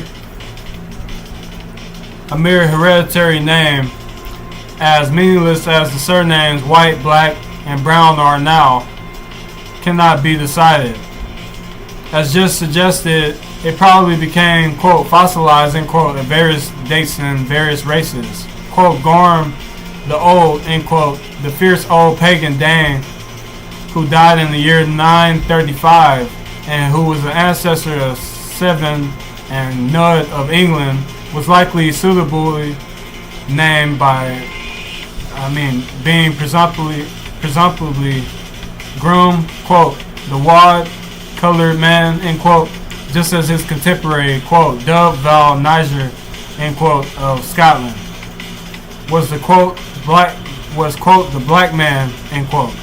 There is a traditionary story of uncertain age which comes in Mr. Campbell's, quote, West Highland Tales, end quote, and which very clearly relates to the staining or perhaps the tattooing of the chief's daughter by the magicians or druids. And although in his English version of the incident he does not give the words that refer to its most important point, important at any rate for the present purpose, it is certain that the word Grom must have been used by a narrator. Quote, the king of the Alp, the story goes, quarreled with the druids and was killed, leaving a single daughter and a son. She was educated by the druids till she was able to do many of their tricks, but they colored her skin as green as grass. End quote. West Highland Tales, volume 4, page 292. This last phrase is exactly what one definition of, quote, Gorm, end quote, implies. Gorm, quote, blue or whatever shade, also green as grass, end quote, that the druids, whose name in several forms came gradually to mean gypsies, fortune tellers, sorcerers, etc., had tattooed or stained this girl's skin is as clear as can be. Another instance of somewhat similar scene,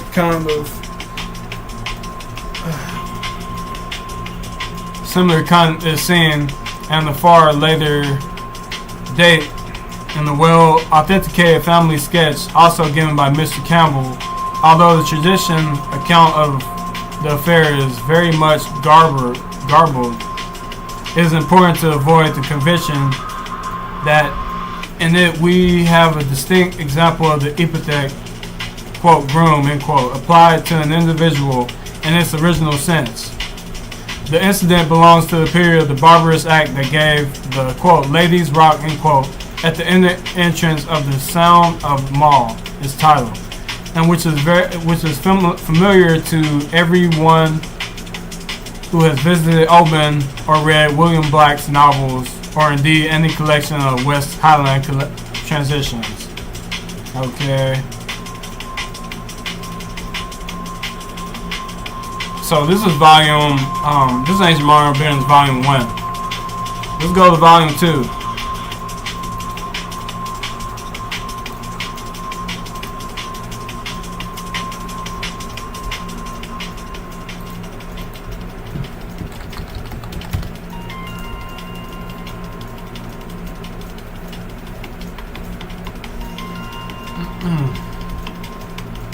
I could bring up my notes right now, but that's just, it's too much.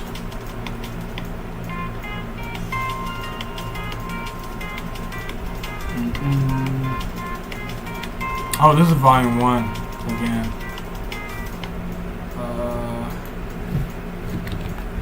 There's power in the word no. At University of Phoenix, there's no application fee, entrance exam, or obligation to enroll. We'll even request your transcripts at no additional charge when possible. We believe.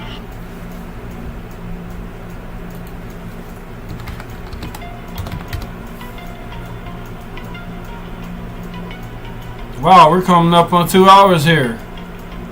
Still got more to cover. I was gonna get in Astrophysics for People in a Hurry by Neil deGrasse Tyson.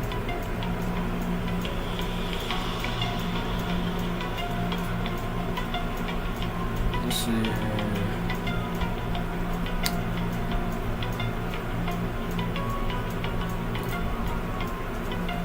So on page 219,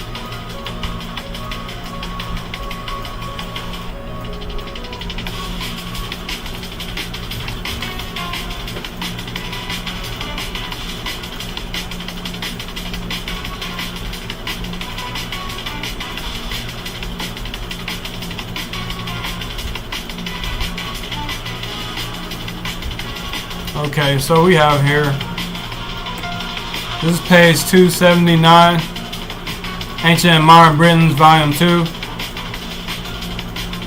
by David McRitchie.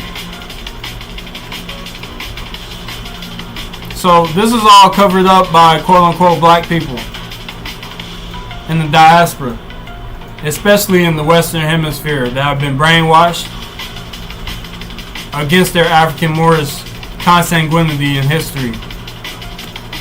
So we're going to start up here. The fact seems to be that at no time in their history have these islands been exclusively Christian, even using that term in the least exact exception. Acceptation, excuse me. To what extent British Druidism has affected British Christianity may be left an open question, but Druidism, pure and simple, has maintained its hold upon the British people with the most wonderful tenacity. It is more than 1,300 years since Columbia began his campaign against the paganism of the, quote, Moorish, end quote, magi or Druids, and yet that paganism is not extinct yet, but asserts itself every now and then, though it is attenuated isn't though in an attenuated form among the more ignorant classes. So you have here Ancient Modern Britain, Volume 2.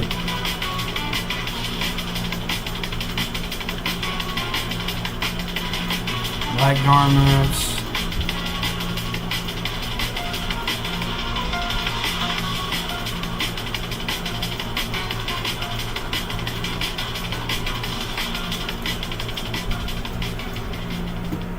We have here page 352.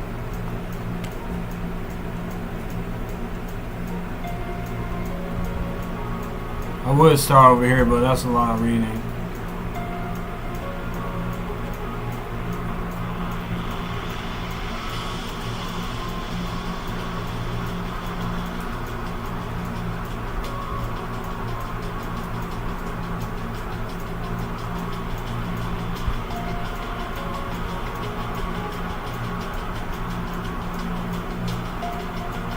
I'm gonna start up here. Right here where he says, he quotes Juvenal to show that in ancient Italy, as in ancient and modern England, there were soothsayers who told fortunes on consideration of receiving a sum of money, and that those Italian soothsayers, like their congeners of ancient England and of Persia, interpreted by such means as the lines of the hand and the entrails of animals, and presumably by the stars and by dreams. And the complexion of such people is indicated by Juvenal when he states that, quote, the higher Phrygian or Indian Agur will give an answer to the rich, end quote, and that, quote, the rich Roman requires at his table the Indian of duskier hue than the Moor, end quote. This is quoted by Mr. Lucas, quote, Yetom History, end quote, page 72. The word, quote, Roman, end quote, in the phrase, quote, the rich Roman, end quote, must here be accepted in this comprehensive sense, and be held to have no more racial significance than the word, quote, Britain, end quote, of present day. So let's go back.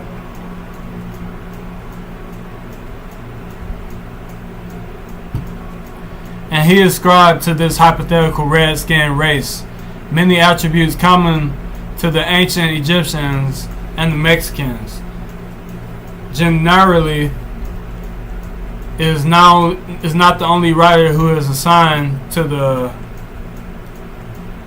Liguri of Italy the physical attributes of the Red Indian. For the author of Yetom, of quote, Yetom History of the Gypsies, end quote, at page 73 of that book, expresses the opinion that at least one Ligurian tribe, Salasi, was composed of distinctly, quote, gypsy, end quote, race. And the statements which he makes in that connection indicate very clearly the presence of a dusky, fortune-telling, quote, Indian, end quote, people among the inhabitants of ancient Italy. He quotes Juvenal to show that in ancient Italy, as in ancient modern England, there were soothsayers. Oh, I'm repeating the same thing. Excuse me. We started down here. What portion of those races bore to the entire population of ancient Italy is, of course, quite uncertain. But it seems evident that to find a period at which castes of swarthy magi, druids, and soothsayers akin to those of ancient Assyria, Persia, and Egypt did not inhabit the west of Europe, inclusive of the British Isles, we must look beyond the period of Caesar's conquest.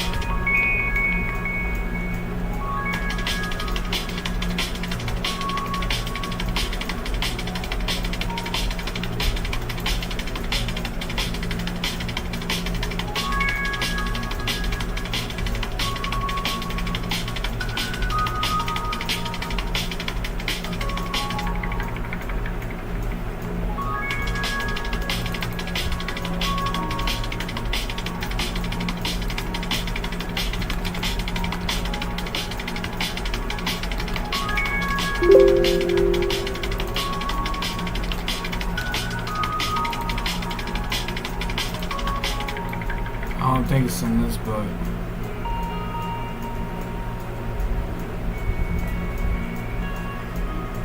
No, it's not in this book either. Just trying to show some more references. Okay, so we already proved that the Druids were dark skinned. So this is black people's African Moorish history, and this still relates to Hawkins' Stonehenge Decoded.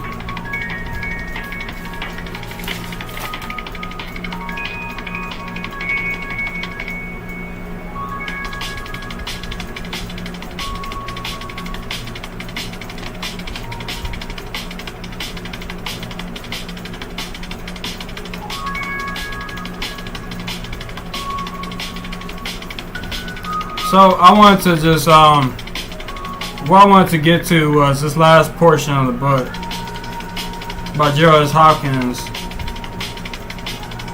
We're taking what we studied on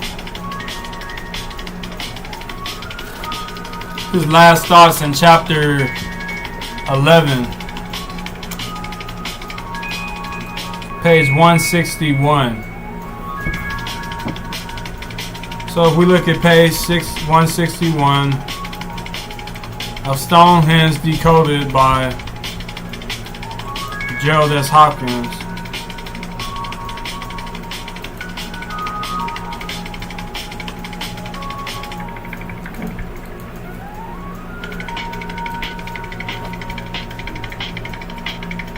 This is when Gerald Hawkins visited Stonehenge, but there was a lot of rain and stormy weather, so he was unable to see the I think it was the sunrise or eclipse, something like that. But if you go up here at page 61, let's pay attention real tough here, because this is very important. Alright, so I made some correlation between the Druids, the dark-skinned, swarthy people, the quote-unquote black people, etc. And we're probably going to end this live stream after this point. We're well past 2 hours. But we're going to start here. We're going to start here and work our way down to this paragraph. So on page 161, the one clear morning, June 20th, was the day before midsummer, and the TV men took, quote, just in case of bad weather tomorrow, end quote, pictures of the sun rising almost exactly over the hailstone. The camera caught the stone. Excuse me.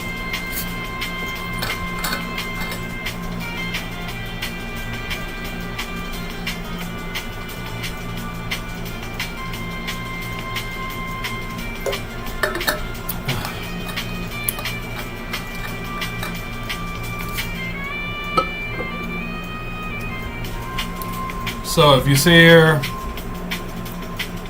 the camera caught the stone, black against the lightning horizon, the sun behind it, and a crow. The bird of traditional ill omen had flapped into view at precisely the critical moment and perched on the one unique spot. The top of the hillstone, the noises that the cameraman made were practically prehistoric. Now pay attention to this part. On the great day itself, June 21st, sunrise was due at 4:59 British summertime, like our daylight saving. And the TV men were on hand long before. So were scores of curiosity seekers, scientists, students, druids, Moorish dancers. You see Moorish dancers? Let's go with this asterisk. Now pay attention here.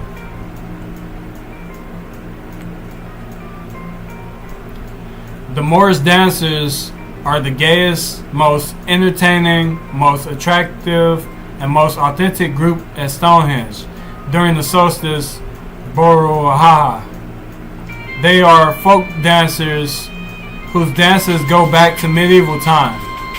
It is thought that they were introduced into England from Spain by John of Gaunt, or from France, or the land of the Flemings, now Belgium.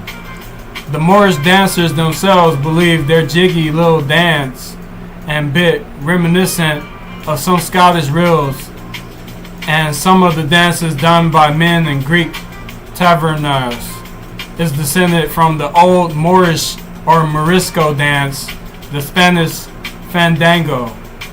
Traditionally, in England, the Moorish dance was performed by 5 men and a boy dressed as, quote, Maid Marian, end quote, with 2 musicians. Moorish dancing was at the heart of village festivities in the 16th century, was abolished by the Puritans, restored during the Restoration, and now flourishes internationally. Quote, gone the merry Moorish din, gone the song of Gamelin, end quote. Keats lamented in, quote, Robin Hood, end quote. Not so. Moorish dance. Miscellaneous persons like myself and police. So let's go to Moorish dance real quick, because this is black people's, this is quote unquote black people's history.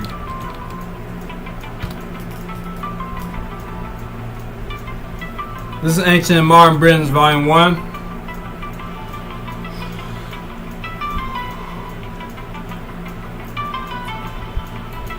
So if you see here on page 53 of Ancient and Modern Britons, Volume 1, by David McRitchie,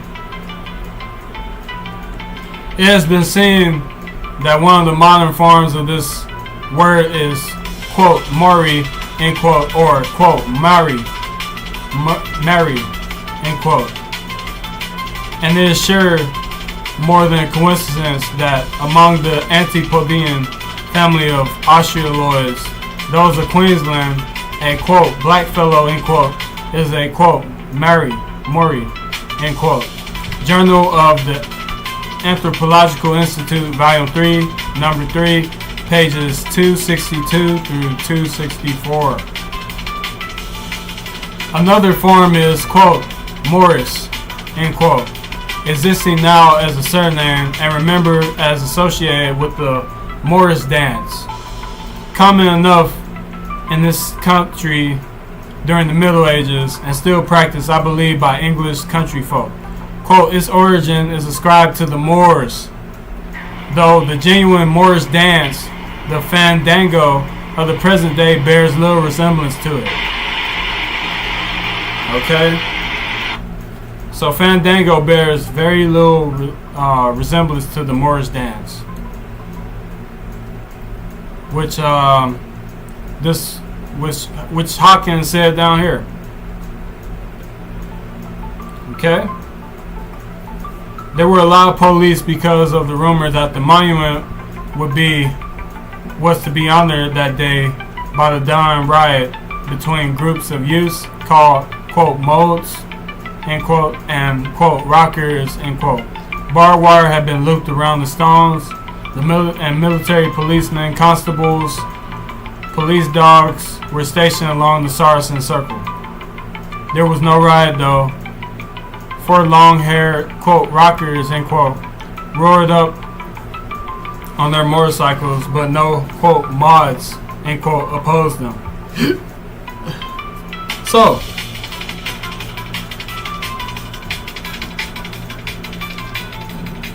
this is a very special part because I'm about to break down Moorish science and Moorish history in this one paragraph. So, as the magic moment approached, the Druids took over. They were allowed to go through the barbed wire entanglement to perform their sad little made-up ritual among the stones, which probably were old forgotten mysteries when the real Druids, the priests, teachers, healers, sacrificial murderers came to Britain. It was an absurd, touching, pathetic performance. A harpist played in the gloom. The white robe band saluted the hillsong and marched sullenly about, waving oak leaves and incense braziers and intoning certain mumblings, and the sky grew gray. Okay? So obviously this author, Gerald S. Hawkins, is against anything of Druid origin, which is simply African. We have seen magic was practiced amongst the Moors on the countryside in Europe, the dark-skinned swarthy Moors. Magic. They contain books of magic as they strolled through the countryside of Europe and Britain, Scotland, England.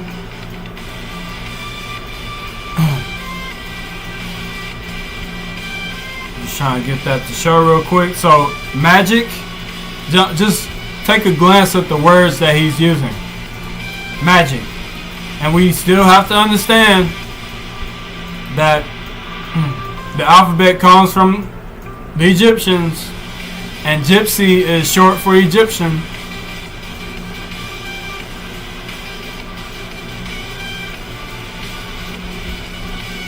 Magic workers, magic arts, black arts, etc. This is ascribed to the Moorish gypsies in England and Europe. So, for example, the Gaelic, this is page 138 of Ancient Modern Britons, Volume 1. For example, the Gaelic dub, they'll call, or black word, which means, quote, a bad expression, end quote, has other varieties of meaning. It signifies as well, quote, a dark saying, a riddle or a puzzle, a parable, end quote.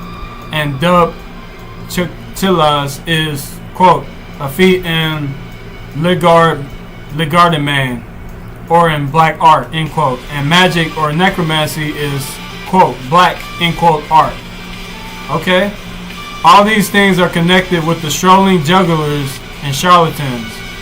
To the same people must belong a dance once known as Black Almain Hollywald, which is perhaps nothing else than the Moorish dance. Okay? So these are African Moors that Gerald S. Hold up.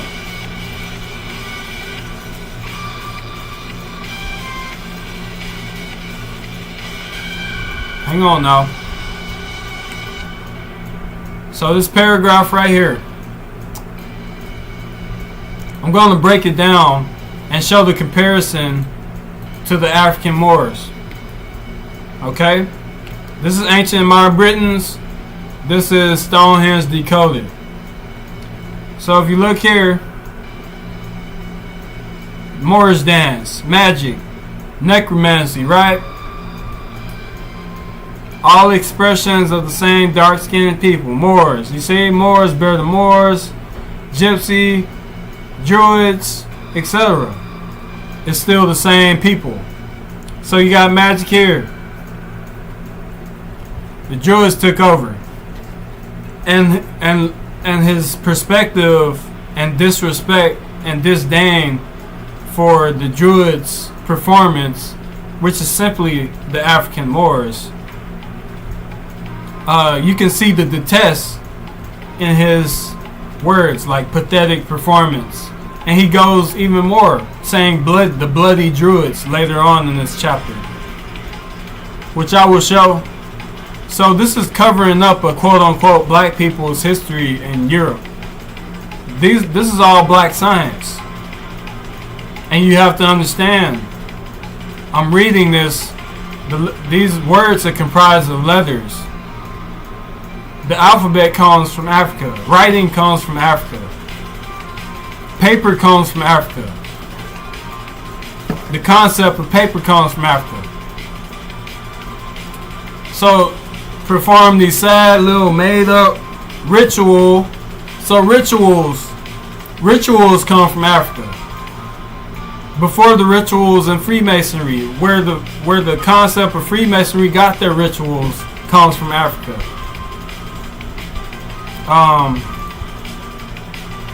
Egyptian mysteries.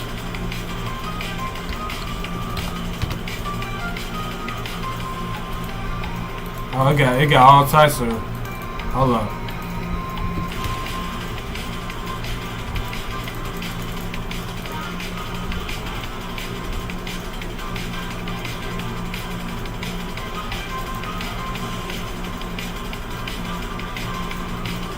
Here we go. So on page 21 of, hang on, let me go to title.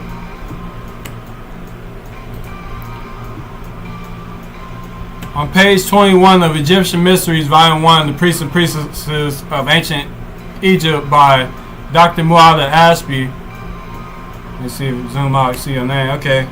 So by Mu'adha Ashby, if we go to page 21.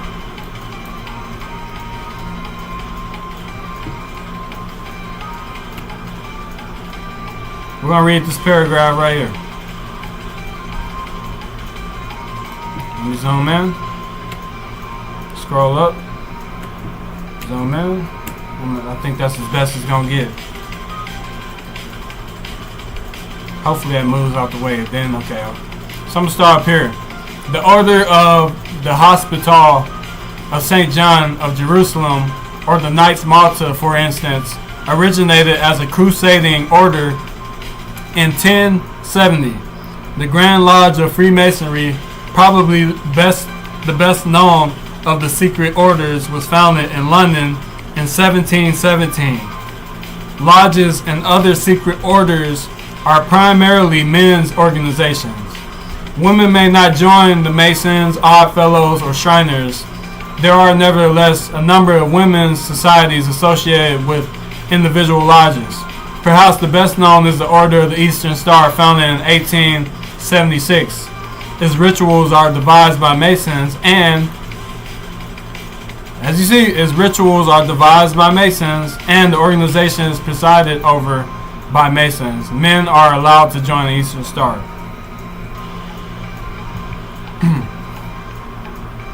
The secret orders have a great deal of ritual in their meanings. It is used to initiate members and promote fellowship in religious and moral values. One may not simply join the society such as the Masons, but must be elected by membership. Once initiated, a member may advance within the society in a series of stages called degrees. In one rite of Freemasonry, there are 32 degrees. Some lodges have erased their rules.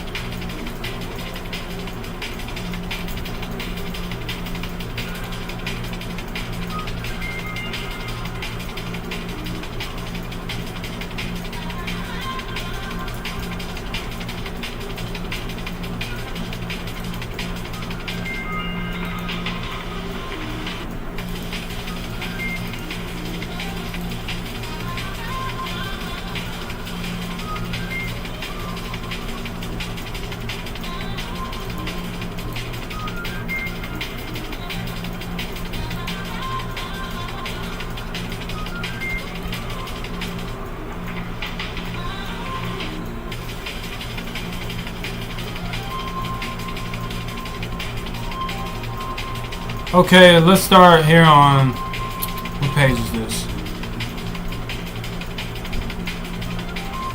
This is page 89 of the same book. What is yoga? As explained earlier, the word, quote, yoga, end quote, is an Indian Sanskrit term meaning to unite the individual with the cosmic. The term has been used in certain parts of this book for ease of communication since the word, quote, yoga, end quote, has received wide popularity, especially in Western countries in recent years. Yoga is the practice of mental, physical, and spiritual disciplines which lead to self-control and self-discovery by purifying the mind, body, and spirit so as to discover the deeper spiritual essence which lies within every human being and object in the universe. In essence, the goal of yoga practice is to unite or yoke one's individual consciousness with universal or cosmic consciousness. Therefore, ancient Egyptian religious practice, especially in terms of the rituals and other practices of ancient Egyptian temple system known as Shatat Neter, the way of the hidden supreme being, also known in ancient times as Sima Tawi, quote, Egyptian yoga, end quote, should as well be considered as universal streams of self-knowledge philosophy which influence and inspire the great religions and philosophers to this day. In this sense, religion in its purest form is also a yoga system, as it seems to reunite the soul with its true and original source, God. In broad terms, any spiritual movement or discipline that brings one closer to self-knowledge is a, quote, yogic, end quote, movement. Okay? So,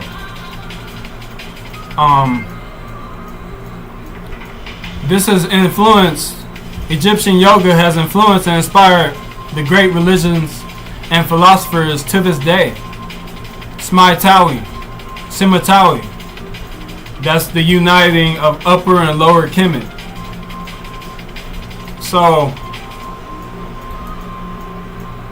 the rituals. I'm just breaking down what Gerald S. Hopkins is saying, because this is all relative to the quote-unquote black people in the diaspora, especially the quote-unquote black people in the Western Hemisphere. So ritual among the stones was probably were all forgotten mysteries. The mystery system comes out of Egypt, ancient Africa. That's where the Greek philosophers went to study. They went to study the Egyptian mysteries.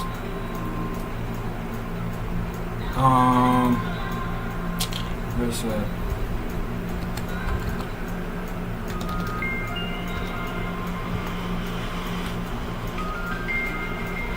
I don't see it. Damn. I might have to.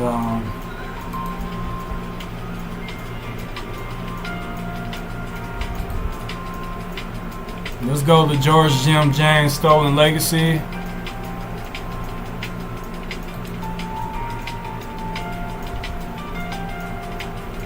If it's in this, okay, so it's in Everand.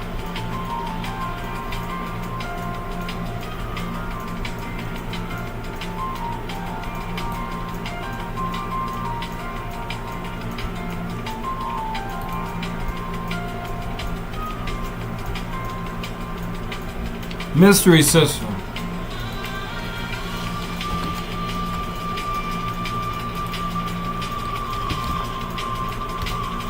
I'm just breaking down his words.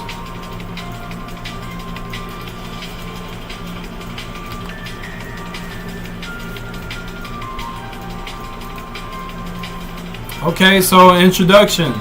Just to keep it simple and sweet. Keep it simple and sweet. Introduction. Characteristics of Greek philosophy. The term Greek philosophy to begin with is a misnomer, for there is no such philosophy in existence. The ancient Egyptians had developed a very complex religious system called the Mysteries, which was also the first system of salvation. And I'm just using the word. Let's go back. Both these two. So, Just as one paragraph. Old forgotten mysteries. When the real druids. We already went over who the druids are. Hang on. Let's go to Everend. I'm not sure it's in Dr. John L. Johnson's book. I could be wrong.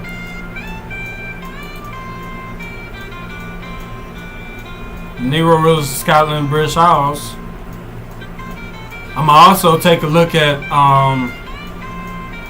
Golden Age of the Moor, and here druids are in here as well.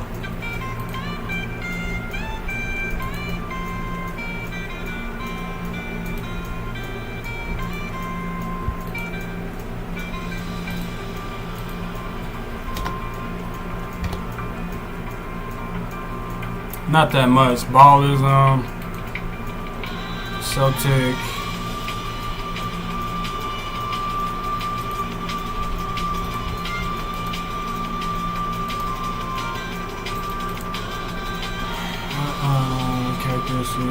Okay, so let's see here. I think this is for Kenneth McAlpine, the Niger. Okay. So the ancient Alpine religion, which was called Celtic Druidism, let's look at this reference.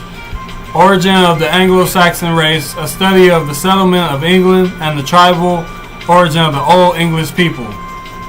Black Celtics, Thomas William Shore, 1906, pages 106, 110 through 111, and 192.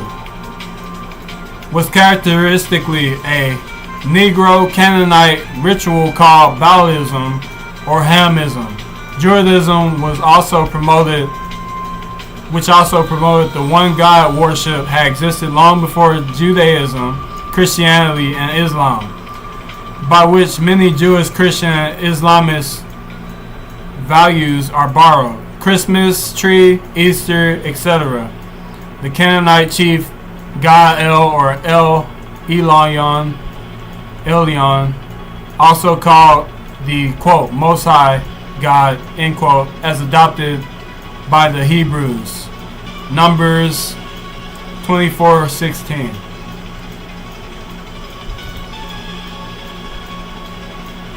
Let's see if Drew is in here. I don't know. Let's go African presence in early Europe. It should be there.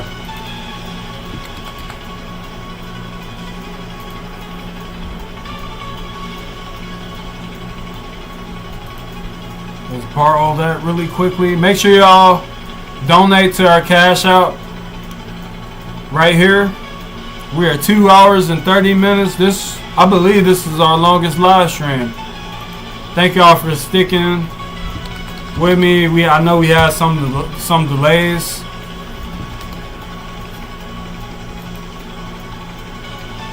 Celtic Druids, Godfrey Higgins. Bibliography and additional references.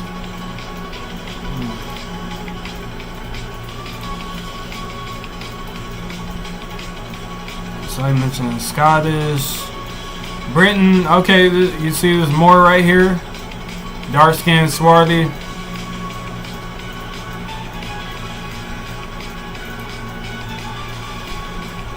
See this Moorish head here? I'm looking for druids. It's probably not going to be in this book though. He just has the reference. I don't remember. I read this book like 2 years ago, so 2, possibly 3 years ago. Unfortunately, it was photocopied, so I couldn't like take notes in it. But I'm gonna have to reread it again in the future whenever I have time. Okay, so let's go back to real druids, priests. Okay, the first priests come out of Egypt or Africa at that.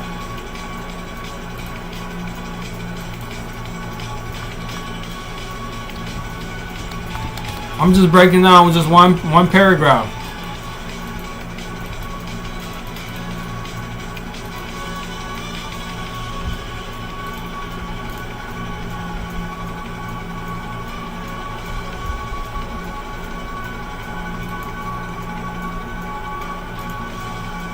Pre-ship.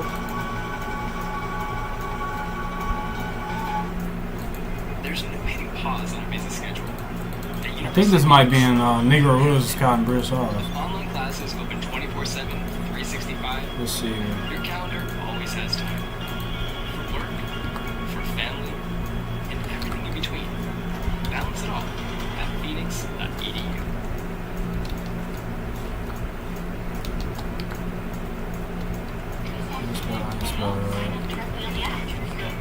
Hours. Get paid to deliver on your time. There are opportunities in over 7,000 cities. Keep 100% of your tips. Download the DoorDash driver app and get started today.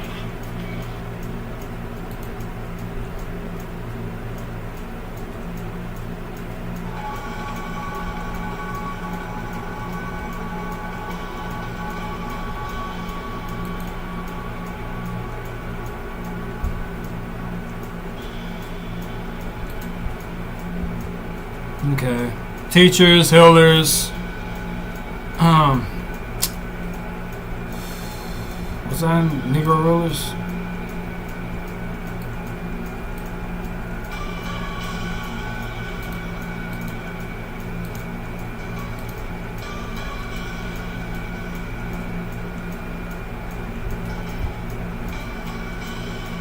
Philosophy.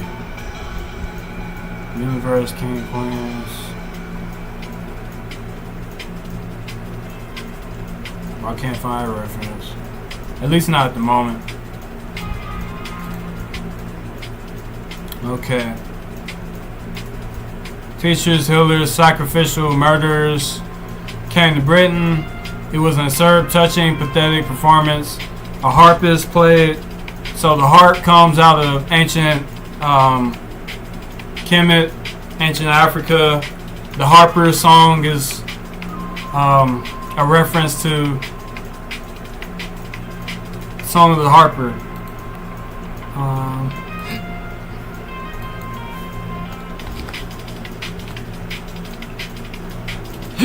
Not that book. Here we go, Harper's song. So this is the Kemetic Tree of Life by Dr. Muhammad Ashby. The Harper song.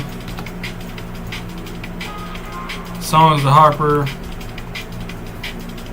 Ancient Egypt. This is page 127. The world is like a dream that arises during sleep. The dream may seem to be very real and abiding, quote, full, end quote, but when you wake up, you discover that it is of lesser value than what you believed it previously, hollow. The dream was an emanation from you, and it has no reality unless you dream it, unless you support it, and unless you believe in it. The dream is the realm of numbers, and you are infinity. You are the, quote, fullness, end quote, which give rise to your dream. Following the metaphor in the creation myth, the Neter, Ra is the dreamer, the emanator, and the Neteru, the gods and goddesses, are the dream, the temporary creation itself. So what is that creation in terms of the number? When the multiples of the number 9, number of the divinities that compose creation, are added, they all add up to 9. Also, every number that can add up to 9 is divisible by 9. Thus, 9 is the highest number.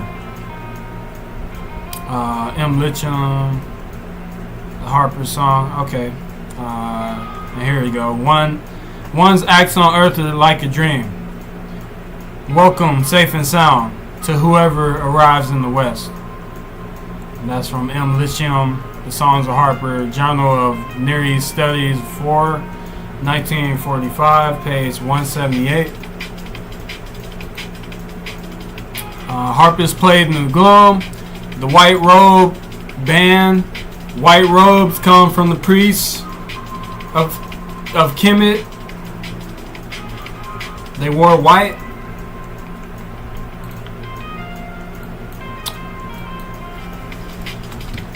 I don't remember where I got that from. It could be African presence. It could be. It could be.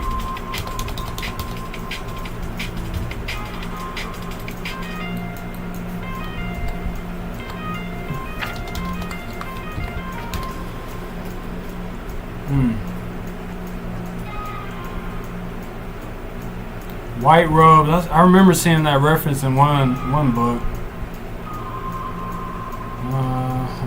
Not him.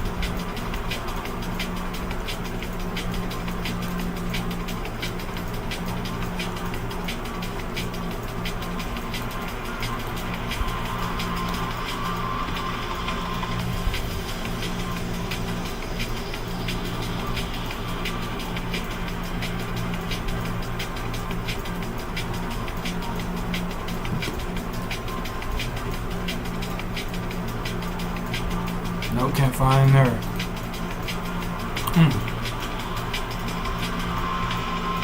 I may be thinking of Masonic literature. I know white is a sign of purity, but that was taken from the Kemetic priests. I can't remember where I got that reference from, but can't find it now. White robes saluted the hillstone and marched solemnly about, waving oak leaves and incense. Incense we already know come from Africa. The concept thereof. And intoning mumblings, words, first language comes from Khoisan people, the original Moors, which we showed earlier. We showed the original Moors, the first human family, the Twa and Buti Khoisan. Khoisan brought the first language.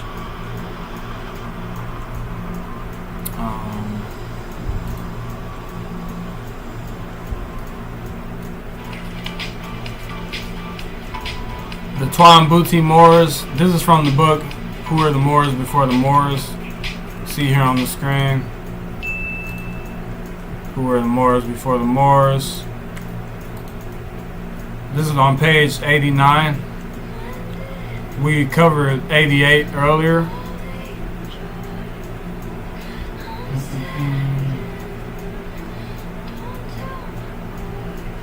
So you see here, the Twa and Buti Khoisan were the original people who peopled every place on earth. Dr. Tashaka continued, the Twa or Anu were founders of the ancient civilizations of Asia, including China, India, and the Philippines and Japan. Okay? So these are the original Moors. The first humans on the planet were the original Moors. And so basically, the quote-unquote black people in present times, the year 2026, have to basically fight in order to retrieve their African Moorish history and knowledge that they are ignorant of.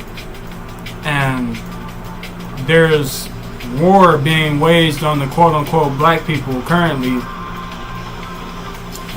Psychological war being waged on them, and they are ignorant of their African Moorish connection. So you see here, Twa Moors of Central Africa. This was written in the year 2025. Only 6 months ago. This book was written 6 months ago. And I am one of the only, possibly, there's no telling how many people know this, because a lot of celebrities and a lot of people with platforms that have the resources to obtain this knowledge, they won't use their platform to espouse it.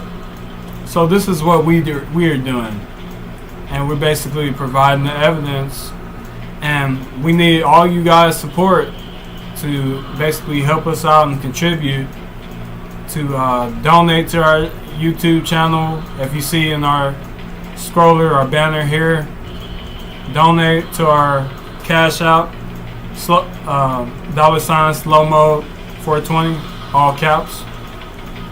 If you're not wanting to check out our merchandise, feel free to donate. Feel free to read our blogs. We give out free Moorish African knowledge that you all can use for pretty much the rest of your lives. So, and for those that are unborn.